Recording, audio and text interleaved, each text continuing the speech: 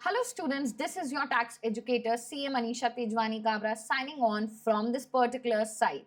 तो आज हम रिवाइज करने वाले हैं आपके दो chapters of GST, the last two chapter revision chapter. So हमारी जो गाड़ी है वो चल पड़ेगी with the supply chapter and will end it on the exemption. बिना किसी देरी के हमारे रिवीजन को फटाफट चालू करते हैं. देखो सप्लाई चैप्टर जो है इसके लिए एक चीज समझ के चलो कि हमें 30 से 40 मिनट से ज्यादा इस चैप्टर पे नहीं इन्वेस्ट करना है. And even 30-40 minutes is very very high because ये चैप्टर जो है बेस बिल्डिंग चैप्टर है. ये चैप्टर हमें क्या बताता है, जैसे इनकम टैक्स में चार्जिंग एरियाज होते थे, right? So this chapter is the charging section और the charging understanding of the GST, जहां पे ये समझ में आता है कि हमारा ये इवेंट होगा, दैट मीन सप्लाई होगा तो जीएसटी लगेगा. तो सप्लाई क्या है जीएसटी में? सप्लाई एक तरीके का हमारे लिए टैक्सेबल इवेंट है. ठीक है, तो समझते हैं. हम will be covering two sections in this particular chapter, so section number 7 and section number 8. तो स्टार्ट करते हैं with the section number 7 subsection 1 clause A, जो बात करता है कि सप्लाई में क्या क्या आता है बेटा. सप्लाई में मतलब हर तरीके के गुड्स आ जाते हैं, हर तरीके के सर्विसेज आ जाते हैं. नाउ जब गुड्स का डेफिनेशन समझते हैं तो गुड्स का डेफिनेशन जो है वो एक तरीके का एग्जॉस्टिव डेफिनेशन है. ठीक है, मनी और सिक्योरिटी ना गुड्स में आते हैं ना सर्विसेज में आते हैं. जो चीज गुड्स नहीं है वो सर्विसेज है. ठीक है, सो यहाँ पर स्पेसिफिकली जब मनी का डेफिनेशन हम देखते हैं, हर तरह की मूवेबल प्रॉपर्टी गुड्स है, जिसमें एक्शनेबल क्लेम्स आपके growing crops, grass, things attach to और फॉर्मिंग पार्ट ऑफ लैंड. ठीक है, ये सब आपका क्या है, गुड्स के अंदर आ जाता है. मनी और सिक्योरिटी नहीं आएगा.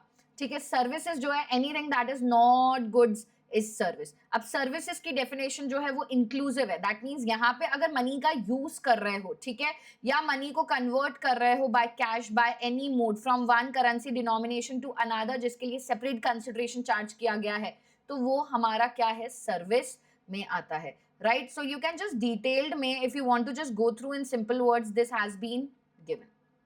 ठीक है, ऑल्सो जब मनी की बात करते हैं, further money and security shall also remain always remain outside the scope of GST. भाई हमारे गुड्स और सर्विसेज में मनी और सिक्योरिटीज दोनों ही नहीं आते हैं. ठीक है, सो यहाँ पर जब भी हम मनी की डेफिनेशन समझते हैं, so legal tender, right, these are the definitions which you can just read. मैं यहाँ पर एक चीज से आपको डेफिनेटली समझाती हूँ. देखो, अगर एक्टिविटी इन मनी है that is basically not taxable. मतलब आप बैंक में पैसा डिपॉजिट कर रहे हैं, विड्रॉ कर रहे हैं, बोरो कर रहे हैं, ठीक है, that is not a service. और यहाँ पे activity in money is basically not taxable. Activity in relation to money, that means अगर आपका यहाँ पर इंटरेस्ट ऑन लोन्स है, डिपॉजिट्स है, प्रोसेसिंग फी है, हालांकि आगे एग्जेम्पशंस पड़ेंगे, बट अभी के लिए that is a taxable, it is supply. ठीक है, activity for conversion of money, तो जिसके लिए सेपरेट कंसिडरेशन चार्ज करा है, that is also a part of your service and again that is taxable because वो सप्लाई माना जाता है. नाउ मीनिंग ऑफ सिक्योरिटीज, ये पॉइंट्स आप एक बार रीड कर सकते हैं. राइट, सो अगर किसी भी तरीके का सप्लाई हो रहा है गुड्स का या सर्विसेज का, नाउ सप्लाई किस तरीके से हो रहा है, सेल हो रहा है, ट्रांसफर हो रहा है, बार्टर हो रहा है, एक्सचेंज हो रहा है, लाइसेंस, लीज, रेंटल, डिस्पोजल, जिसको आपने दे दिया है, that means you have transferred, or agreed to be made, that is made or agreed to be made for consideration in the course or furtherance of business, so that is basically what that is considered as my supply. तो ये definition जो first वाला जो हमारा clause A है, that is very very simple to understand. Right, now meaning of security, actionable claim के अंदर क्या होता है, वो क्लेम जो कि आप क्या कर सकते हैं, कोर्ट ऑफ लॉ में ले जा सकते हैं. जैसे कि किसी भी तरीके का आपका मान लो इंश्योरेंस क्लेम है, या आपका अरियर्स ऑफ रेंट है जो रिकवरेबल नहीं था, जिसके अगेंस्ट आप क्या कर सकते हैं, you can go in the court of law. So legal means legal claims और राइट. ठीक है, अब नाउ अनसिक्योर्ड डेट्स पे रहता है, that can be pursued in court of law, does not include debt secured by mortgage of immovable property और hypothecation और pledge of movable property. ठीक है, सो अनसिक्योर्ड डेट है जिसके अगेंस्ट आप कोर्ट में जा सकते हैं. Right, now various forms of supply, again this is a part जब हम चैप्टर पढ़ते हैं पहली बार. So all these things are required. You can just revise it. Now, made or agreed to be made का मतलब होता है goods और goods are already delivered, services are already provided, and the payment for the same is received after that. या तो दे दिए हैं या अग्री कर लिया है भैया हम आपको दे देंगे. Right, now consideration, this is important, for consideration in the course of furtherance of business. तो कंसिडरेशन का मतलब क्या होता है? देखो, पेमेंट जो आपने दे दिया है या अग्री कर दिया है कि दे देंगे इन मनी फॉर्म, ठीक है, that is deposit advance to be considered as payment only when supplier apply such deposit as consideration. अगर किसी भी तरीके का एडवांस या डिपॉजिट दिया है और सप्लायर उसको कंसिडरेशन मानता है तो again that is a part of consideration. Now made or agreed to be made in money on in any kind by recipient or any other person, ठीक है, by recipient or any other person, जहां पे किसी act को करने के लिए अगर मॉनिटरी वैल्यू दी जा रही है, monetary value of any act of forbearance for supply, मतलब किसी एक्ट को करने का या किसी एक्ट को ना करने का अगर किसी भी तरीके का मॉनिटरी अमाउंट मिल रहा है, that is also a consideration. But यहाँ पर अगर किसी भी तरह की सब्सिडी दी गई है बाय सेंट्रल और state government, that is not a part of consideration. Now यहाँ पर कुछ क्लैरिफिकेशंस थे। जब भी आप डोनेशन करते हैं, ठीक है, दैट इज चैरिटेबल और इंस्टीट्यूशन जो है इंडिविजुअल डोनर से जब भी डोनेशन रिसीव करती है, तो इसका एक सिंपल सा अंडरस्टैंडिंग था, अगर डोनेशन किया गया है एंड जो डोनर है वो अपने बिजनेस को प्रमोट करता है, ठीक है, जो डोनर है वो अपने बिजनेस को प्रमोट करता है, जैसे कि institution like religious organisation, charitable group, schools, hospitals, orphans, old age home often receive financial help, ठीक है। तो यहाँ पे as a gratitude, as a return वो क्या करते हैं, उनके नेम प्लेट्स लगाते हैं, ठीक है, उनको एक्नॉलेज करने के लिए अपने प्रेमाइसेस में किसी भी तरीके का इंस्टीट्यूशन का नाम आपने छाप दिया या वॉट एवर इट इज, अगर नेम डोनर का डिस्प्ले है रेसिपेंट के इंस्टीट्यूशन में as a expression of gratitude, और यहाँ पे किसी भी तरीके का पब्लिसिटी गेन करने का हमारा इंटेंशन नहीं था, सिर्फ एज अ ग्रैटिट्यूड आपने इसके नाम को डिस्प्ले करा है, दैट इज डोनर के नाम को डिस्प्ले करा है, तो यहाँ पर पब्लिसिटी नहीं है एंड सच मैनर एडवर्टाइजिंग और प्रमोशन ऑफ हिज बिजनेस, ठीक है। अगर आपने यहाँ पर इस तरीके से ग्रैटिट्यूड के फॉर्म में करा है, किसी भी तरीके का डोनर का बिजनेस जो है वो आप प्रमोट नहीं कर रहे हैं, तो basically it there is no supply of service for consideration. However, अगर आप उसके बिजनेस को एडवर्टाइज कर लेते हैं तो ये कंसिडरेशन मान लिया जाता है। Right now, art work send by artist to galleries for exhibition. अब देखो, आर्ट वर्क जो है एग्जीबिशन के लिए भेजा है, तो भेजने से वो सप्लाई नहीं मान लिया जाएगा until and unless it results into actual supply. तो यहाँ पे अगर गैलरीज पे आपने एग्जिबिट करा है, तो अगर कंसिडरेशन नहीं फ्लो हो रहा है to the artist when the artworks are sent to the gallery for exhibition, ठीक है, तो same is not supply, but actual supply take place करता है तो वहां पर जीएसटी लग जाएगा।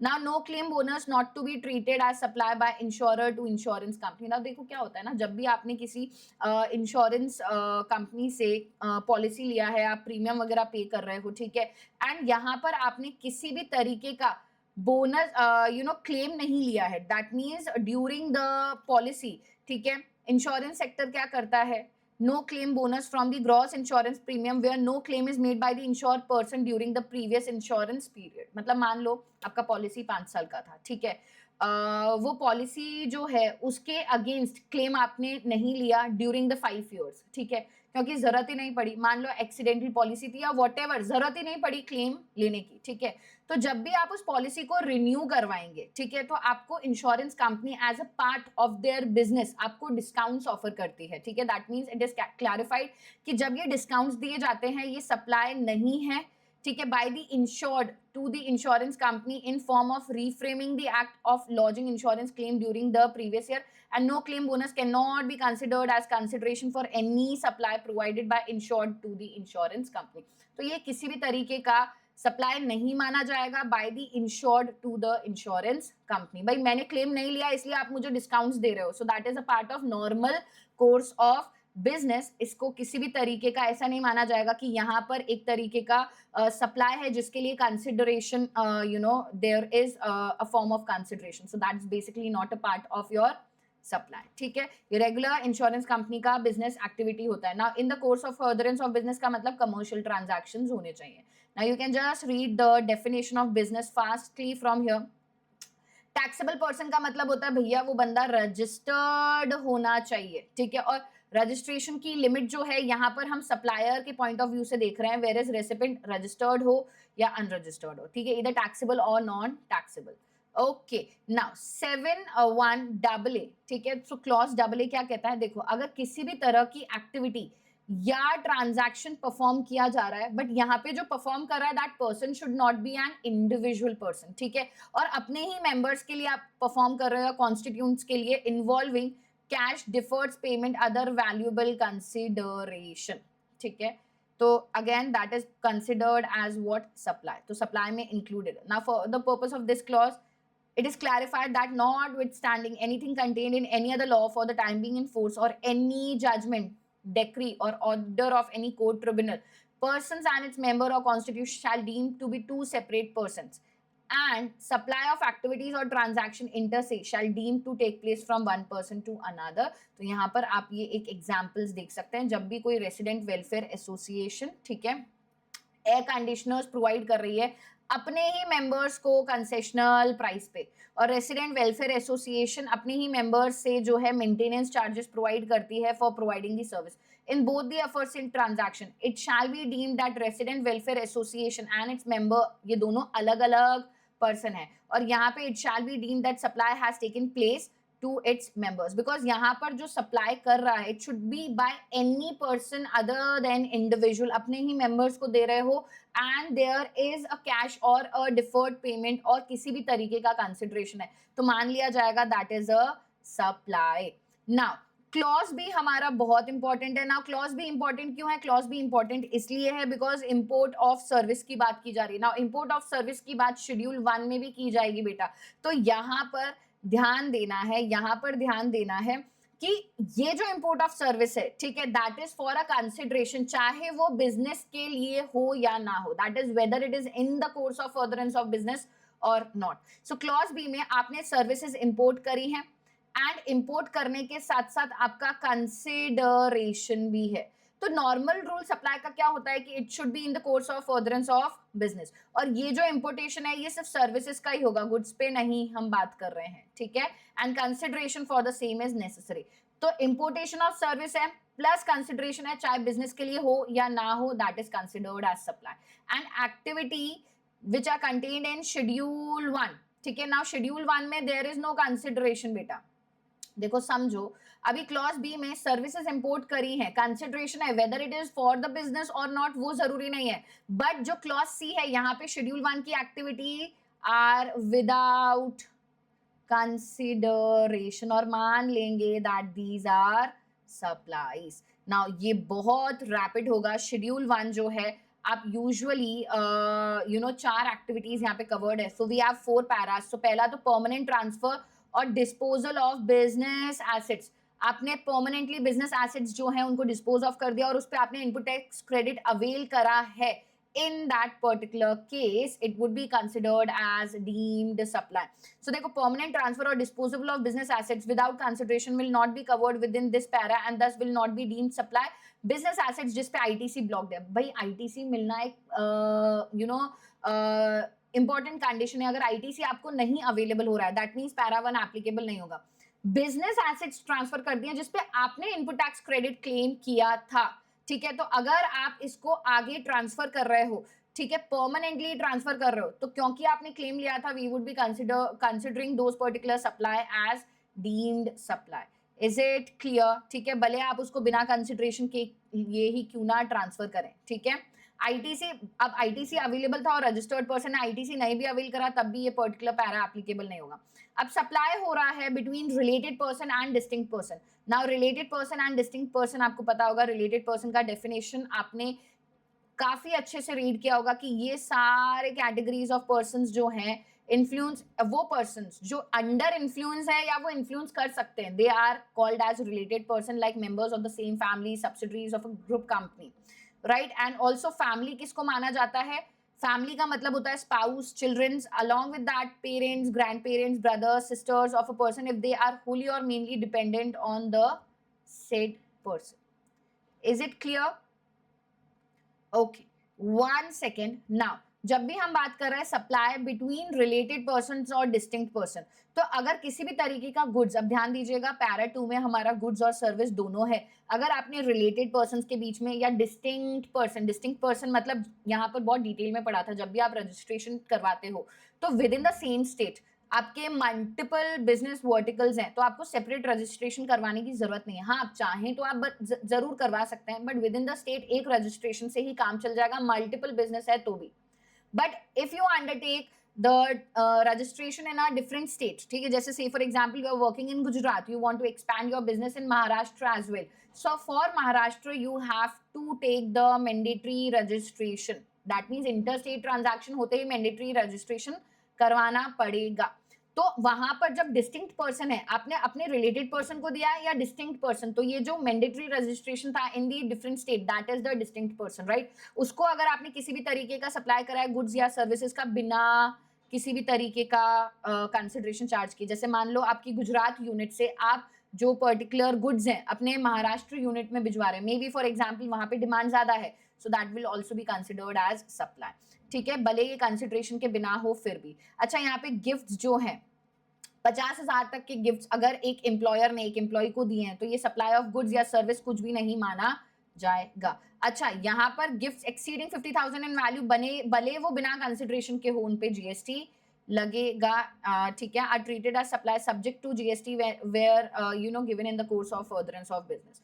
तो ये जो सेकंड कंडीशन थी इसके रिस्पेक्ट में distinct person, state wise registration, single registration, you can just quickly revise, all these are very very simple। जब आप सप्लाई पहली बार करते हो तब ऐसा लगता है कि अरे यार यहाँ पे तो बहुत सारी चीजें हैं जो पढ़नी है, very simple it is। deemed distinct person, now stock transfer or branch transfer qualify as supply, जो मैंने अभी अभी आपको बताया था। अच्छा, पैरा 3 में आप क्या कर रहे हो, सप्लाई कर रहे हो गुड्स, प्रिंसिपल एजेंट वाला पॉइंट, डेल क्रेडिट एजेंट वाला पॉइंट इंपॉर्टेंट है, देखो फटाफट सुनो।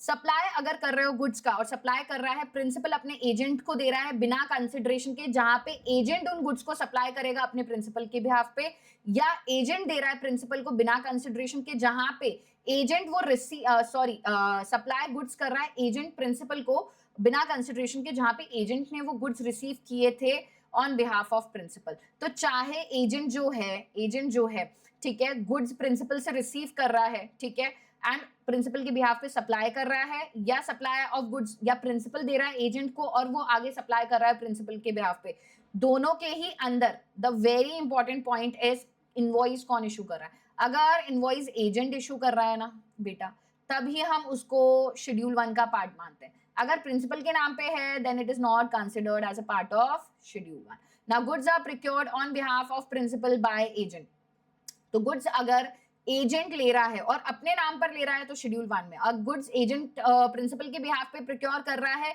बट इनवॉइस प्रिंसिपल के नाम पे है, तो again that would not B covered in schedule 1। So principal का definition, agent का definition you can just understand। Now clarification in respect of del crede agent। Now del crede agent के अंदर भी बेटा almost the situation is same। The only part is यहाँ पे एक additional services देते हैं del crede agent, वो क्या कि वो सप्लायर को पैसा पे करेंगे, ठीक है। तो अगर उनको जरूरत पड़ती है, ठीक है, जरूरत पड़ती है तो वो शॉर्ट टर्म फंडिंग भी प्रोवाइड करते हैं बायर्स को और सप्लायर्स को टाइम पे पेमेंट करवाते हैं। तो सेलिंग एजेंट है जो कि इंगेज किया जाता है principal to assist supply and goods और सर्विसेज। जो फैक्टर है जो एक एजेंट को डेल क्रेडिट एजेंट से अलग बनाता है, that is del credit agent guarantee लेता है कि भाई सप्लायर तेरे को तेरा पेमेंट टाइम पे मिल जाएगा। तो कमीशन जो डेल क्रेडिट एजेंट को दी जाती है वो नॉर्मली भाई नॉर्मल एजेंट से ज्यादा होती है, बिकॉज यहाँ पे क्या करना है, गारंटी दी जा रही है, and methods including extending short term transaction based loan to the buyer और paying the supplier himself.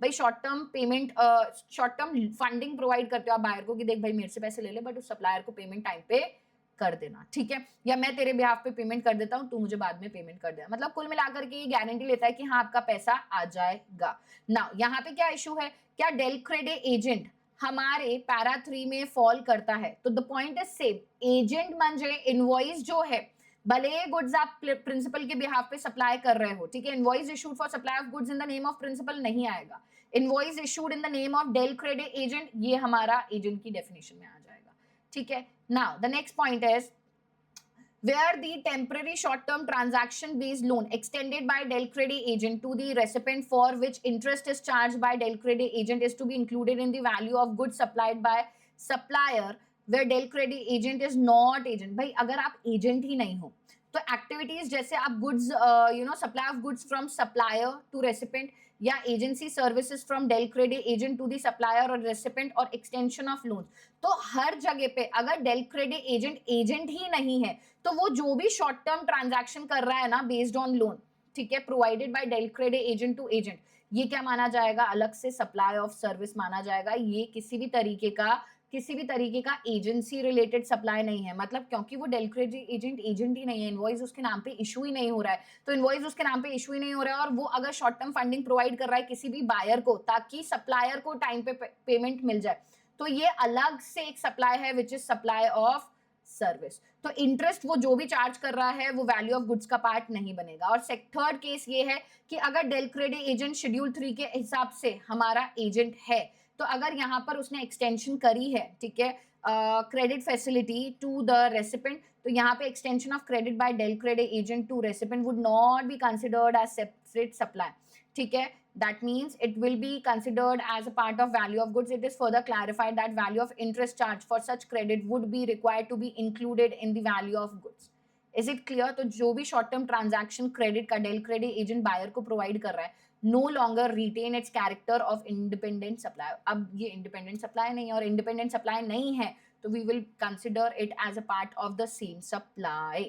Right now आ रहा है part 4, importation of service. Now यहाँ पे आप सर्विसेज किससे इंपोर्ट कर रहे हो, रिलेटेड पर्सन से जो कि इंडिया के बाहर है, एंड दिस इज भले without consideration but it has to be in the course of furtherance of business. तो हमारा क्लॉज बी जो था, आप बिना कंसिडरेशन के सर्विसेज इंपोर्ट कर रहे हैं, वहां पे जरूरी नहीं है रिलेटेड पर्सन से हो, बिजनेस के लिए हो नहीं हो, इट इज सप्लाई। और यहाँ पर आप सर्विसेज इंपोर्ट कर रहे हो भले बिना कंसिडरेशन के कर रहे हो, बट कर रहे हो आप अपने रिलेटेड पर्सन से इन the course of furtherance of business. So this was your part number 4, right. तो बिना कंसिडरेशन के है तो it is in the course और फर्दरेंस ऑफ बिजनेस। नाउ बिना सॉरी विद कंसिडरेशन है इन द कोर्स और फर्दरेंस ऑफ बिजनेस, ठीक है।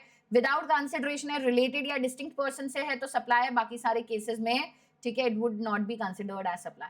नाउ सेल्स प्रमोशनल स्कीम्स जो निकाली जाती है, जैसे फ्री सैंपल्स और गिफ्ट दिए जाते हैं, अगर फ्री सैंपल गिफ्ट जिसके लिए आपने कोई कंसिडरेशन ही नहीं चार्ज करा, फ्री ऑफ कॉस्ट है, ठीक है, तो यहाँ पर except where the activity falls within the ambit of schedule 1, मतलब अगर आपने फ्री ऑफ कॉस्ट दे दिया है जहां पे कंसिडरेशन नहीं है तो ये सप्लाई नहीं माना जाएगा अनटिल एंड अनलेस कंसिडरेशन नहीं दे रहे हैं और वो शेड्यूल 1 में फॉल कर रहा है। शेड्यूल 1 में फॉल करने के लिए बिजनेस एसेट्स विदाउट कंसिडरेशन आपने दिया है जिसपे आईटीसी लिया था, या रिलेटेड पर्सन्स के बीच में गुड्स और सर्विसेज हो रहे हैं, या डिस्टिंक्ट पर्सन्स के बीच में प्रिंसिपल टू एजेंट या किसी भी तरह की सर्विसेज प्रोवाइड की जा रही हैं जहां पे एजेंट अपने नाम पे इनवॉइस इशू कर रहा है भले कंसिडरेशन ना हो, and last is importation of service from the related person. तो अगर वो 4 केसेस हैं तभी सप्लाई है, until and unless apart from that it is not a supply. Now by one get one ये हमेशा ऐसा माना जाता है कि एक ही प्राइस पे आप 2 गुड्स सप्लाई कर रहे हो, ठीक है।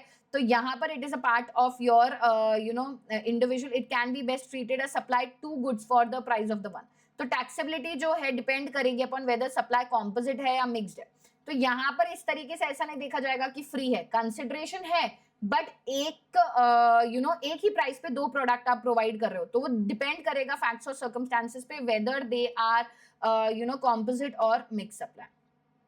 Now, activities or transactions to be treated as supply of goods or supply of service. So, section 7(1)(a), which is basically our schedule 2, which is very easy. ठीक है, बहुत easy है जिसको फटाफट करते हैं। देखो गुड्स में ट्रांजैक्शन है, देखो गुड्स में अगर ट्रांजैक्शन और टाइटल गुड्स का जो है वो ट्रांसफर हो चुका है तो ये हमेशा एसओजी कहलाएगा, ठीक है। एंड गुड्स में ट्रांजैक्शन है but in respect of that particular goods आपने राइट ट्रांसफर करा है या undivided share in goods transfer करा है without actually transferring the goods, तो वो हमेशा सप्लाई ऑफ सर्विसेज रहेगा। या आपने किसी भी तरीके का ट्रांसफर है टाइटल इन गुड्स, ठीक है, जहां पे आपको एक्चुअल टाइटल ट्रांसफर किया जाएगा by paying the last installment, जैसे कि हायर परचेज होता है, ठीक है, तो उस केसेस में property in goods shall be transferring और बीइंग पास्ड और in the future point of time, तो वहां पर again it is supply of goods only, ध्यान देना, ठीक है। अल्टीमेटली टाइटल मिलने वाला है ना, सप्लाई ऑफ गुड्स। अच्छा, लैंड और बिल्डिंग, अगर किसी भी तरीके का लैंड से रिलेटेड आपने लीज, टेनेंसी, ईजमेंट, लाइसेंस दिया है, that is basically supply of service. या letting out of building including commercial, industrial, residential complex जो है, जैसे कि अगर आपने किसी शॉप को या कोई भी अपार्टमेंट है, that means for office purposes अगर आपने इसको रेंट किया है, ठीक है, कोई बिल्डिंग रेंट आउट करी है, सप्लाई ऑफ सर्विस। ठीक है ना, जॉब वर्क के लिए दिया of course supply of service. ठीक है, transfer of business assets. Now, goods forming part of business assets are transferred or disposed by or under the direction of the person carrying on the business as so as no longer to form part of those asset. ये again supply of goods है, ठीक है, business assets transfer किए जा रहे हैं, right? Now, goods held used for business are you put to private use or made available to any person for use for any purpose other than business. जैसे कि मान लो कोई मैन्युफैक्चरर है, यहाँ पर देखो वुड वगैरह सेल कर रहा है और उसने एक चेयर ले ली अपने ही यूज के लिए, तो यहाँ पर that is also supply of service. Goods forming part of asset of any business carried on by person who ceases to be a taxable person. ठीक है, जैसे कि मान लो आपका कोई बिजनेस है, आप अपना बिजनेस वाइंड अप कर रहे हो, ठीक है, तो any goods left shall deem to be supplied by him, और वो सप्लाई ऑफ गुड्स ही है ना। अगर आपने ट्रांसफर करा है गोइंग कंसर्न में और business is carried on by the personal representative who is deem to be a taxable person. Is it clear? So ये एक्सेप्शंस में कवर हो रहे हैं, दोनों पॉइंट ध्यान दीजिएगा। इमूवेबल प्रॉपर्टी वाला पॉइंट इंपॉर्टेंट है, सुनना। इमूवेबल प्रॉपर्टी वाला हमेशा सप्लाई ऑफ सर्विस है, जैसे कमर्शियल कॉम्प्लेक्स दिए हैं, precincts of a religious place दिए हैं, प्रॉपर्टी एजुकेशनल इंस्टीट्यूशन को दिए है, या immovable property for placing vending dispensing machines है। अब सबसे इंपॉर्टेंट पार्ट है, किसी भी तरीके का सेल ऑफ लैंड और building is not subject to GST, but एक बार जीएसटी लगेगा। कब? अगर देखो बिल्डिंग जो है बन रही है, कंस्ट्रक्शन हो रहा है, और कंस्ट्रक्शन होने के बाद जो पैसा है उस बिल्डिंग का दिया जा रहा है, दैट इज कंसिडरेशन। जब आपको प्रॉपर्टी कंप्लीट हो गई है, कंप्लीशन सर्टिफिकेट आ चुका है, उसके बाद पैसा दे रहे हो, वो सप्लाई नहीं है। अच्छा, अंडर कंस्ट्रक्शन है और आपने पेमेंट करा है, तो फिर वो क्या माना जाएगा? सप्लाई माना जाएगा। तो देखो, complex building civil structure, construction of a complex building civil structure including complex or building intended for sale to buyer wholly or partly, तो ये जो है ना बेटा सप्लाई ऑफ सर्विस ही है। बट ये जो है एक्सेप्ट लिखा है, दैट मीन्स एक्सेप्ट लिखा है, तो यहाँ पर अगर किसी भी तरीके का entire consideration has been received after issuance, completion certificate मिल चुका है, उसके बाद या जब आपने ऑक्यूपाई करा, दोनों में से जो भी पहले उस समय मतलब एक्चुअली बन चुका है या आप ऑक्यूपाई कर रहे हो और तब पेमेंट दे रहे हो, ठीक है, तो वो तो हमारा क्या है, that is basically exempt, GST नहीं लगेगा। बट कंप्लीशन सर्टिफिकेट अभी अंडर कंस्ट्रक्शन है, पेमेंट कर रहे हो, that is supply of service. So आप रीड कर सकते हो, या किसी भी तरीके का राइट आपने ट्रांसफर करा है, एंजॉयमेंट ऑफ इंटेलेक्चुअल प्रॉपर्टी जैसे पेटेंट हो गया, ठीक है, development, design, programming, customization, adaptation, upgradation, enhancement, implementation of IT software, तो Suvidha solutions, develop accounting software for a business firm, that is supply of service. ठीक है, now to refrain from an act, किसी काम को नहीं करना या किसी काम को टॉलरेट करना, to do an act, that is basically supply of service.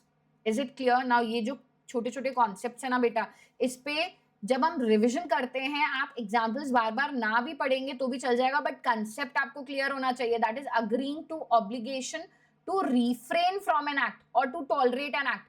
ठीक है, जैसे कि देखो मान लो Sakharam has entered into an agreement with the cable operator.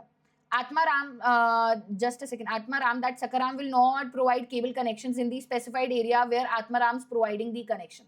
So non-compete agreement constitutes supply of service. ठीक है, किसी काम को नहीं करना या किसी काम को टॉलरेट करना, ये भी मेरा सप्लाई ऑफ सर्विस में आता है, agreeing to refrain from an act, तो ये आप एक बार रीड कर सकते हैं। Right, now right to use any goods, ठीक है, जैसे आपने कोई प्लांट एंड मशीनरी रेंट वगैरह पे दे दी, so that is basically supply of service.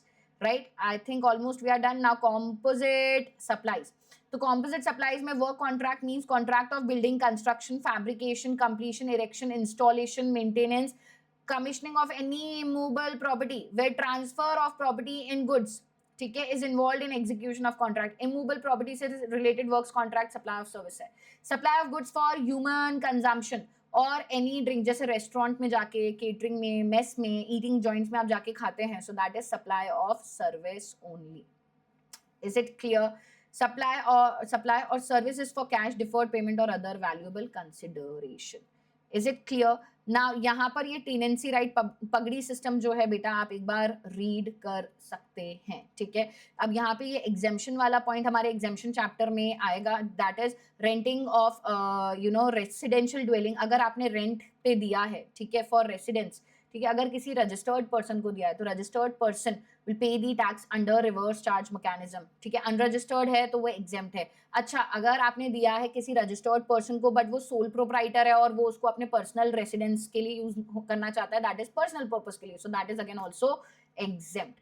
Now moving to liquidated damages, one second, liquidated damages. Now liquidated damages are merely a flow of money from the party who causes breach of the contract, ठीक है, to the party जिसने loss suffer करा है। तो liquidated damages cannot be considered received for tolerating the breach or non performance of the contract, they are rather payment for not tolerating the breach of contract। भाई किसी भी तरीके का कोई भी कॉन्ट्रैक्ट था जो अगर आप पूरा नहीं किया तो आपको ये पैसा देना पड़ेगा, that is a liquidated damage. ऐसा नहीं था किसी काम को करने के लिए, किसी काम को टॉलरेट करने के लिए आप ये पैसा दे रहे हो। भाई कॉन्ट्रैक्ट को ब्रीच करना आपको मंजूर नहीं था, तभी तो आपने कहा कि आपको अदर पार्टी को विच इज इनोसेंट आपको कॉम्पनसेट करना पड़ेगा। So liquidated damages merely flow of money होते हैं जो कि वहां से आते हैं जिन्होंने कॉन्ट्रैक्ट को ब्रीच करा है to the other party. Such payments do not constitute consideration for supply and are not taxable. Is it clear? Now, section 17, subsection 2. Activities जो कि सप्लाई नहीं मानी जाएंगी, ठीक है, and they will not be liable to GST. तो पहले तो शेड्यूल 3 वाली एक्टिविटीज और वो एक्टिविटीज और ट्रांजैक्शन जो central government, state government, local authority which are engaged in public authority as may be notified, मतलब जो नोटिफाइड की गई है, मतलब एक तो स्पेसिफाई करके दिया गया है शेड्यूल 3 में और एक जो नोटिफाइड है, ना ही सप्लाई गुड्स का है ना ही सर्विसेज का है। तो देखो ये भी देख लेते हैं फटाफट, non supplies listed in your schedule 3। तो सबसे पहले है किसी भी तरह की सर्विसेज जो एक एम्प्लॉयर एम्प्लॉय को दे रहा है, ठीक है, सॉरी एम्प्लॉय एम्प्लॉयर को दे रहा है in the course of employment, ठीक है, in the course of employment, ठीक है ना। In the course of employment भले कैजुअल वर्कर ही होगा, that is also considered as course of employment, ठीक है। सो अगर services principal to principal basis पे दी जा रही हैं तो that is not a part of, that is services provided on contract basis by person to another person. Principal to principal basis होगा, that means it is not in the course of employment. Is it clear? Now, non-compete fee, any amount paid by employer to employee for not joining a competing business, ठीक है। So again, that is basically forbearance of act and that cannot be considered for providing services in the course of employment, ठीक है। So that is supply of service, हाँ ध्यान देना है, ठीक है। Now किसी भी तरह की सर्विसेज कोर्ट और tribunal established under any law for time being in force, दो यहाँ पर आपने किसी भी तरह की सर्विसेज, ठीक है, ली है, दैट मीन्स किसी कोर्ट से, किसी ट्रिब्यूनल से, ठीक है, तो अगर आपने कुछ भी पैसा दिया होगा that is basically not taxable, that is court fee deposited by claimant in the high court will not attract GST.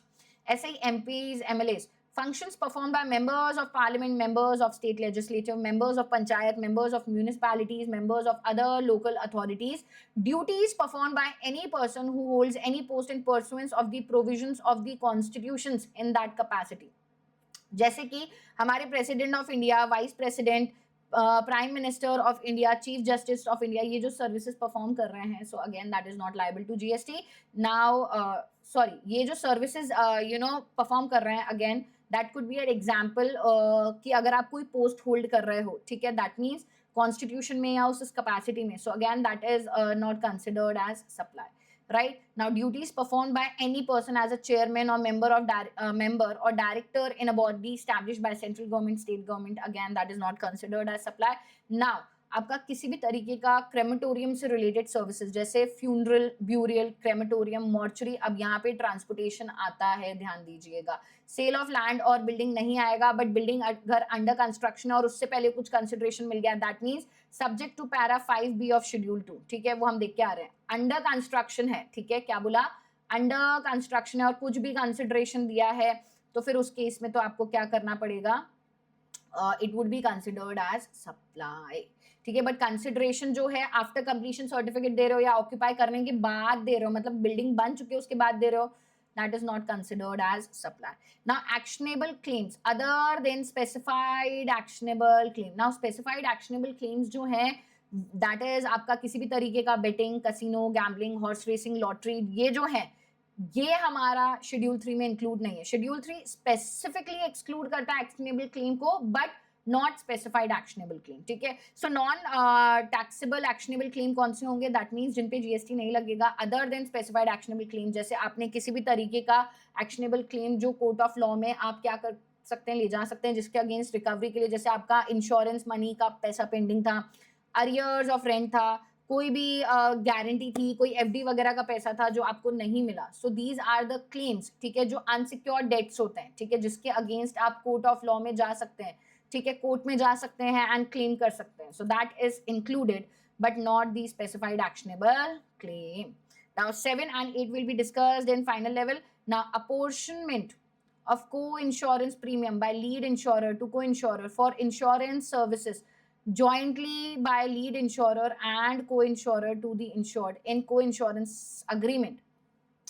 ठीक है, on entire amount of premium paid by insured. Now these are basically just reading. और services by insurer to reinsurer for ceding commission, reinsurance commission. ठीक है, so again that is basically हमने यहाँ पर supply की जब बात कर रहे हैं तो 3 इंपॉर्टेंट. नाउ ये जो पैरा 9 है, पैरा 10 है, आप इसको एक बार रीड कर देना. Online gaming, online money gaming, virtual digital assets, just read it. Non वो सप्लाईज जो कि स्पेसिफाई की गई है बाय नोटिफिकेशन, इसको रीड कर लेते हैं.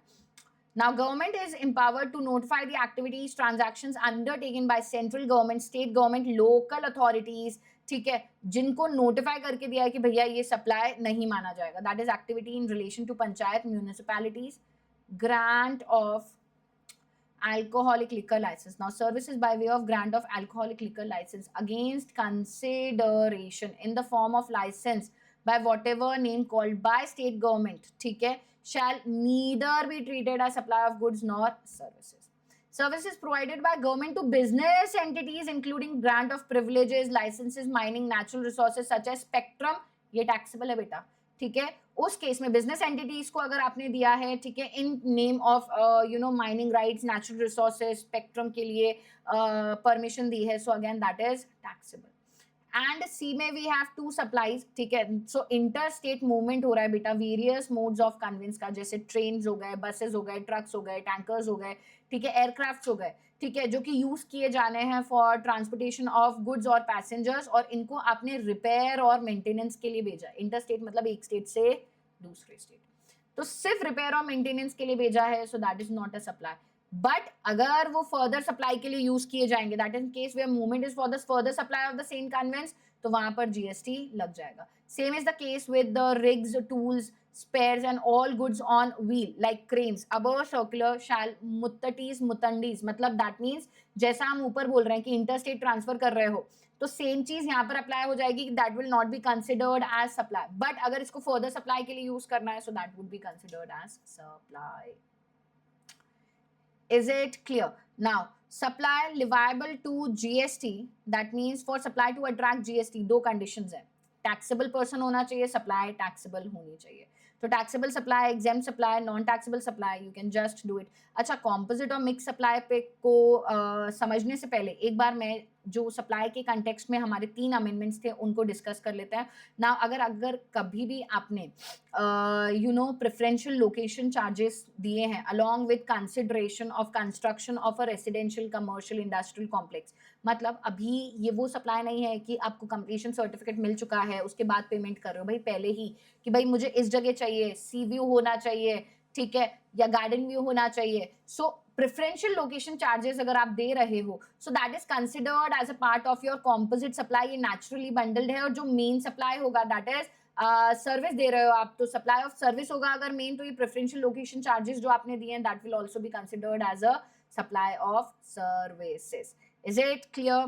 नाउ द नेक्स्ट इज किसी भी तरीके के एम्प्लॉय स्टॉक ऑप्शन प्रोग्राम अगर आपने दिए हैं, सो उस पर शेड्यूल 3 लगता है बेटा. Employ stock option program, ESOPs जो होते हैं, ठीक है, as a part of contract of employment आप देते हो एम्प्लॉयज को, तो ये अगेन यहाँ पर किसी भी तरीके का सप्लाई नहीं माना जाएगा. बट यहाँ पर ध्यान दीजिएगा, यहाँ पे we have a foreign company, we have a Indian company. Now foreign company जो है that is a holding company. Indian company के एम्प्लॉइज को अगर आप किसी भी तरीके का क्या दे रहे हैं, इंडियन कंपनी के एम्प्लॉइज को अगर आप किसी भी तरीके का क्या कर रहे हैं, इस एम्प्लॉय स्टॉक ऑप्शन प्रोग्राम दे रहे हैं, ठीक है, तो उस पर्टिकुलर केस में that would not be considered as supply. Reason being ये शेड्यूल 3 का पार्ट माना जाएगा।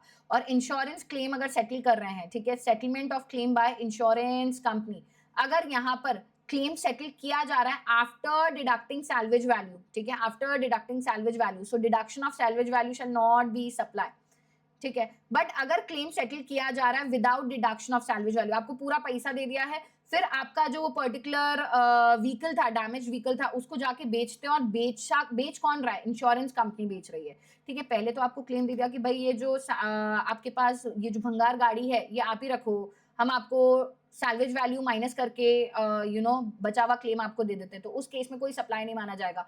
ऑन दी अदर हैंड आपको इकट्ठा क्लेम दे दिया और भंगार वाली गाड़ी इंश्योरेंस कंपनी ले गई, वो आगे बेचेगी, तो बेचेगी then it will be treated as supply and GST insurance company पे करेगी। Is it clear? तो यहाँ पे सप्लाई हमने फटाफट रिवाइज कर लिया। Last 5 minutes to revise the composite और मिक्स सप्लाई। देखो कॉम्पोजिट और मिक्स सप्लाई ना बहुत सिंपल है, ये एक्स्ट्रा चीजें जब भी हमने पढ़ी थी इनको आप एक बार रीड कर लेना। कॉम्पोजिट सप्लाई का मतलब क्या होता है, दो या दो से ज्यादा टैक्सेबल सप्लाई है और ये नेचुरली बंडल्ड है, जिसमें से एक प्रिंसिपल सप्लाई है, तो टैक्सेबिलिटी लगेगी ना, तो जो प्रिंसिपल सप्लाई होगा वही एंसिलरी सप्लाई भी माना जाएगा, ठीक है। सो यहाँ पर देखो प्रिंसिपल सप्लाई जो है आप रीड कर लेना ना, how to determine supplies are naturally bundled. तो यहाँ पे आप परसेप्शन ऑफ कंज्यूमर देखोगे, जैसे यूजुअली मोबाइल फोन बैटरी के साथ दिया जाता है, ठीक है, तो उस पर्टिकुलर केस में ये नेचुरली बंडल्ड है। इंडस्ट्री का प्रैक्टिस है, ठीक है, इंडस्ट्री का प्रैक्टिस क्या है, कोई स्पेसिफिक सर्विसेज जो साथ में दी जाती है, now catering on board and services of transport by air, ये बंडल्ड है। नाउ नेचर ऑफ सर्विसेज पे भी डिपेंड करता है कि नेचुरली बंडल्ड है या नहीं, ठीक है। And tax rate in case of composite supply shall be the rate of, अब कॉम्पोजिट सप्लाई दो या दो से ज्यादा सप्लाईज है, नेचुरली बंडल्ड है, जिसमें से एक प्रिंसिपल सप्लाई है, तो टैक्स रेट क्या लगेगा, जो प्रिंसिपल सप्लाई का टैक्स रेट होगा वही पूरे पैकेज पे लग जाएगा। नाउ सीबीआईसी क्लैरिफिकेशंस कुछ हैं यहाँ पे।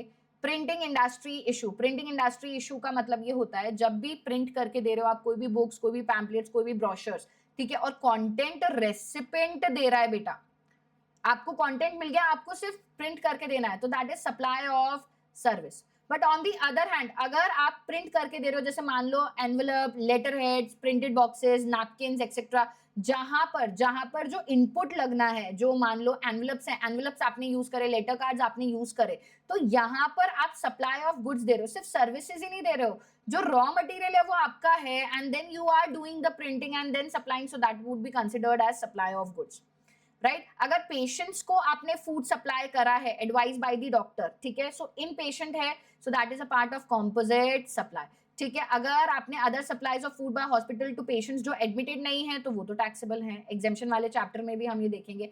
बस बॉडी बिल्डिंग की जो सर्विसेज होती हैं, ठीक है, there is a supply of goods और सर्विसेज, तो यहाँ पे क्लैरिफिकेशन क्या है, दैट इज कॉम्पोजिट सप्लाई है, एज गुड्स और service would depend on which supply is principal supply which may be determined on the basis of facts and circumstances of each cases. Retreading of tyres, now retreading of tyres हमने देखा था कि जो पुराने tyres होते हैं उसको वापस से सही किया जाता है, तो अगर आप गए अपना टायर लेके और रीट्रेडिंग करवा रहे हो, उस पे आप करवा रहे हो, तो जो बंदा करके दे रहा है वो सिर्फ सप्लाई ऑफ सर्विस है। बट रीट्रेडिंग ऑफ टायर्स के अंदर आपने अपना टायर बेच दिया, ठीक है, तो टायर की ओनरशिप अभी रीट्रेडिंग सर्विस जो दे रहा है उसके पास है, अगर वो उस टायर पे रीट्रेडिंग करके और सप्लाई कर रहा है, that means supply of retreaded tyres where the old tyre belong to the supplier of retreaded tyres, ये सप्लाई ऑफ गुड्स है। अच्छा, food and beverages cinema hall पे taxable and taxable as restaurant service. Now see क्या हो रहा है, food और beverages अगर इंडिपेंडेंटली सप्लाई कर रहे हैं आपने, ठीक है, सो ये आपका रेस्टोरेंट सर्विस में जाएगा। बट अगर फूड और बेवरेजेस जो है वो आपका टिकट के साथ, दैट मीन्स जो आप मूवी देखने वाले हैं उसकी कॉस्ट में अगर इंक्लूडेड है, तो ये कॉम्पोजिट सप्लाई है, और कॉम्पोजिट सप्लाई में प्रिंसिपल सप्लाई क्या होगा, exhibition of cinema, right. Now mixed supply, mix supply का मतलब क्या होता है, दो या दो से ज्यादा इंडिविजुअल सप्लाई है, ठीक है, जो कि नेचुरली बंडल्ड है क्या? भाई यहाँ पर नेचुरली बंडल्ड नहीं है और एक प्राइस के लिए आप दे रहे हो, ठीक है। सो यहाँ पर क्या है, eliminate the possibility of composite supply in order to make the bundle of goods और services is a mix supply. Mix supply is a unnatural combination. Unnatural combination मतलब मान लो आपने एक बास्केट तैयार करा है जिसमें चॉकलेट्स भी हैं, फ्रूट्स भी रख दिए, केक भी रख दिया है, ठीक है, या किसी भी तरीके का आपने पैकेज ड्रिंकिंग प्रोडक्ट रख दिया है, तो that is a mix supply, these are not naturally bundled. तो इस केस में जो हाईएस्ट रेट होती है, ठीक है, उस पैकेज की जो हाईएस्ट रेट होती है वो पूरे के पूरे पैकेज पे लग जाती है। So CBIC clarification in case of servicing of cars involving supply of both goods where the value of goods and services are shown separately, the goods or services will liable to be taxed at the respective rates. मतलब अगर आप services of cars involving supply of goods, जहां पे spare parts and service labour where the value of goods और services are shown separately, जो मैंने goods लगाया उसका वैल्यू अलग है, सर्विसेज है अलग है, तो जो भी रिस्पेक्टिव रेट होगी वो रिस्पेक्टिव रेट लग जाएगी। अब ना यहाँ पे सप्लायर का डेफिनेशन आप रीड कर सकते हैं, रेसिपेंट का definition you can read, and I think last is the persons definition. ठीक है, सप्लाई बहुत सिंपल है बेटा। इसको जब आप अभी तो मैं आपको 1.5 डे का स्ट्रैटेजी दूंगी, ठीक है, I will give you 1.5 day का स्ट्रैटेजी, एंड उस 1.5 डे के स्ट्रैटेजी में I will also tell you which chapters you have to do. So just wait, because now I am providing this lecture in the recording mode, and the strategy would be available on the channel most probably, let's say by 2-3 days, ठीक है, that means by Sunday or Monday expect that strategy is coming। hardly 5 minute का strategy होगा, but उसमें मैं आपको बता के दूंगी कि immediately once you are on done with your law paper, you are at your home, you are starting, and for tax कैसे स्टार्ट करना है, जीएसटी से करना है, इनकम टैक्स से करना है, कैसे पढ़ना है, कौन सा टॉपिक कब पढ़ना है, ठीक है, सब चीज उस 1.5 दिन की स्ट्रैटेजी में मैं आपको बताऊंगी, right. So whenever you are revising supply, just do it very quickly. अभी भी हमने बहुत सारी चीजें पढ़ी हैं, तो 40-45 मिनट्स लग गए। Try to wind this particular chapter up in 30 minutes. ना एग्जाम्शंस कर रहे हैं, ना एग्जाम्शंस में भी टारगेट हमारा 1 घंटा लेकर चलेंगे, तब जाके 1 घंटा 15 मिनट में कंप्लीट होगा। तो ध्यान दीजिएगा यहां पर एग्जेम्पशन चैप्टर को कैसे पढ़ना है, ठीक है। Now exemptions from GST, now there are so many exemptions जो हमने इस चैप्टर में करे हैं बेटा, ठीक है, बट क्या सारे हमें बहुत डेडिकेटेडली रिवाइज करने, रिवीजन कैसे करना है वो मैं आपको बताती हूँ। फटाफट आप इस पर्टिकुलर चार्ट पे आ जाओ। सेंट्रल और state government based on the recommendation of the council. पहली चीज, whenever you are starting with the exemption, एक चीज क्लियर समझो कि ये सप्लाई तो था, बट पब्लिक इंटरेस्ट में we have provide the exemptions, ठीक है। ऐसा नहीं है वो सप्लाई नहीं, अभी अभी सप्लाई पड़ा है, सप्लाई तो है, ठीक है, but for the public interest we have exempted certain goods, certain services. Goods का एग्जेम्पशन हमारे सिलेबस का पार्ट नहीं है, बट सर्विसेज का है। नाउ देखो यहाँ पर जब भी गवर्नमेंट एग्जेम्पशन देती है टैक्सेबल गुड्स एंड सर्विसेज और ऑफ एनी स्पेसिफाइड डिस्क्रिप्शन, अगर हमारी जो सरकार है, दैट इज गवर्नमेंट जो है, वो सेटिस्फाइड है कि भैया पब्लिक इंटरेस्ट में करना जरूरी है, तो वो नोटिफिकेशन के द्वारा जनरली एग्जेम्प्ट कर देगी, या तो कंप्लीट एग्जेम्पशन दे सकती है या तो पार्शियल एग्जेम्पशन दे सकती है, ठीक है। That is complete, absolutely not optional and subject to condition. पूरी तरीके से टैक्स कम कर सकती है या पार्शियल कम कर सकती है, पूरा ही एग्जेम्प्ट कर दे या रेट कम कर दे, व्हाटएवर, ठीक है। नाउ ये तो जनरल एग्जेम्पशन था। नाउ हमारा कोई स्पेसिफिक इमरजेंसी सिचुएशन है, ठीक है, तो स्पेशल ऑर्डर निकाल करके एग्जेम्प्ट कर देती है। Such exceptional circumstances explicitly specified in such order, पूरी तरीके से टैक्स एग्जेम्प्ट होता है।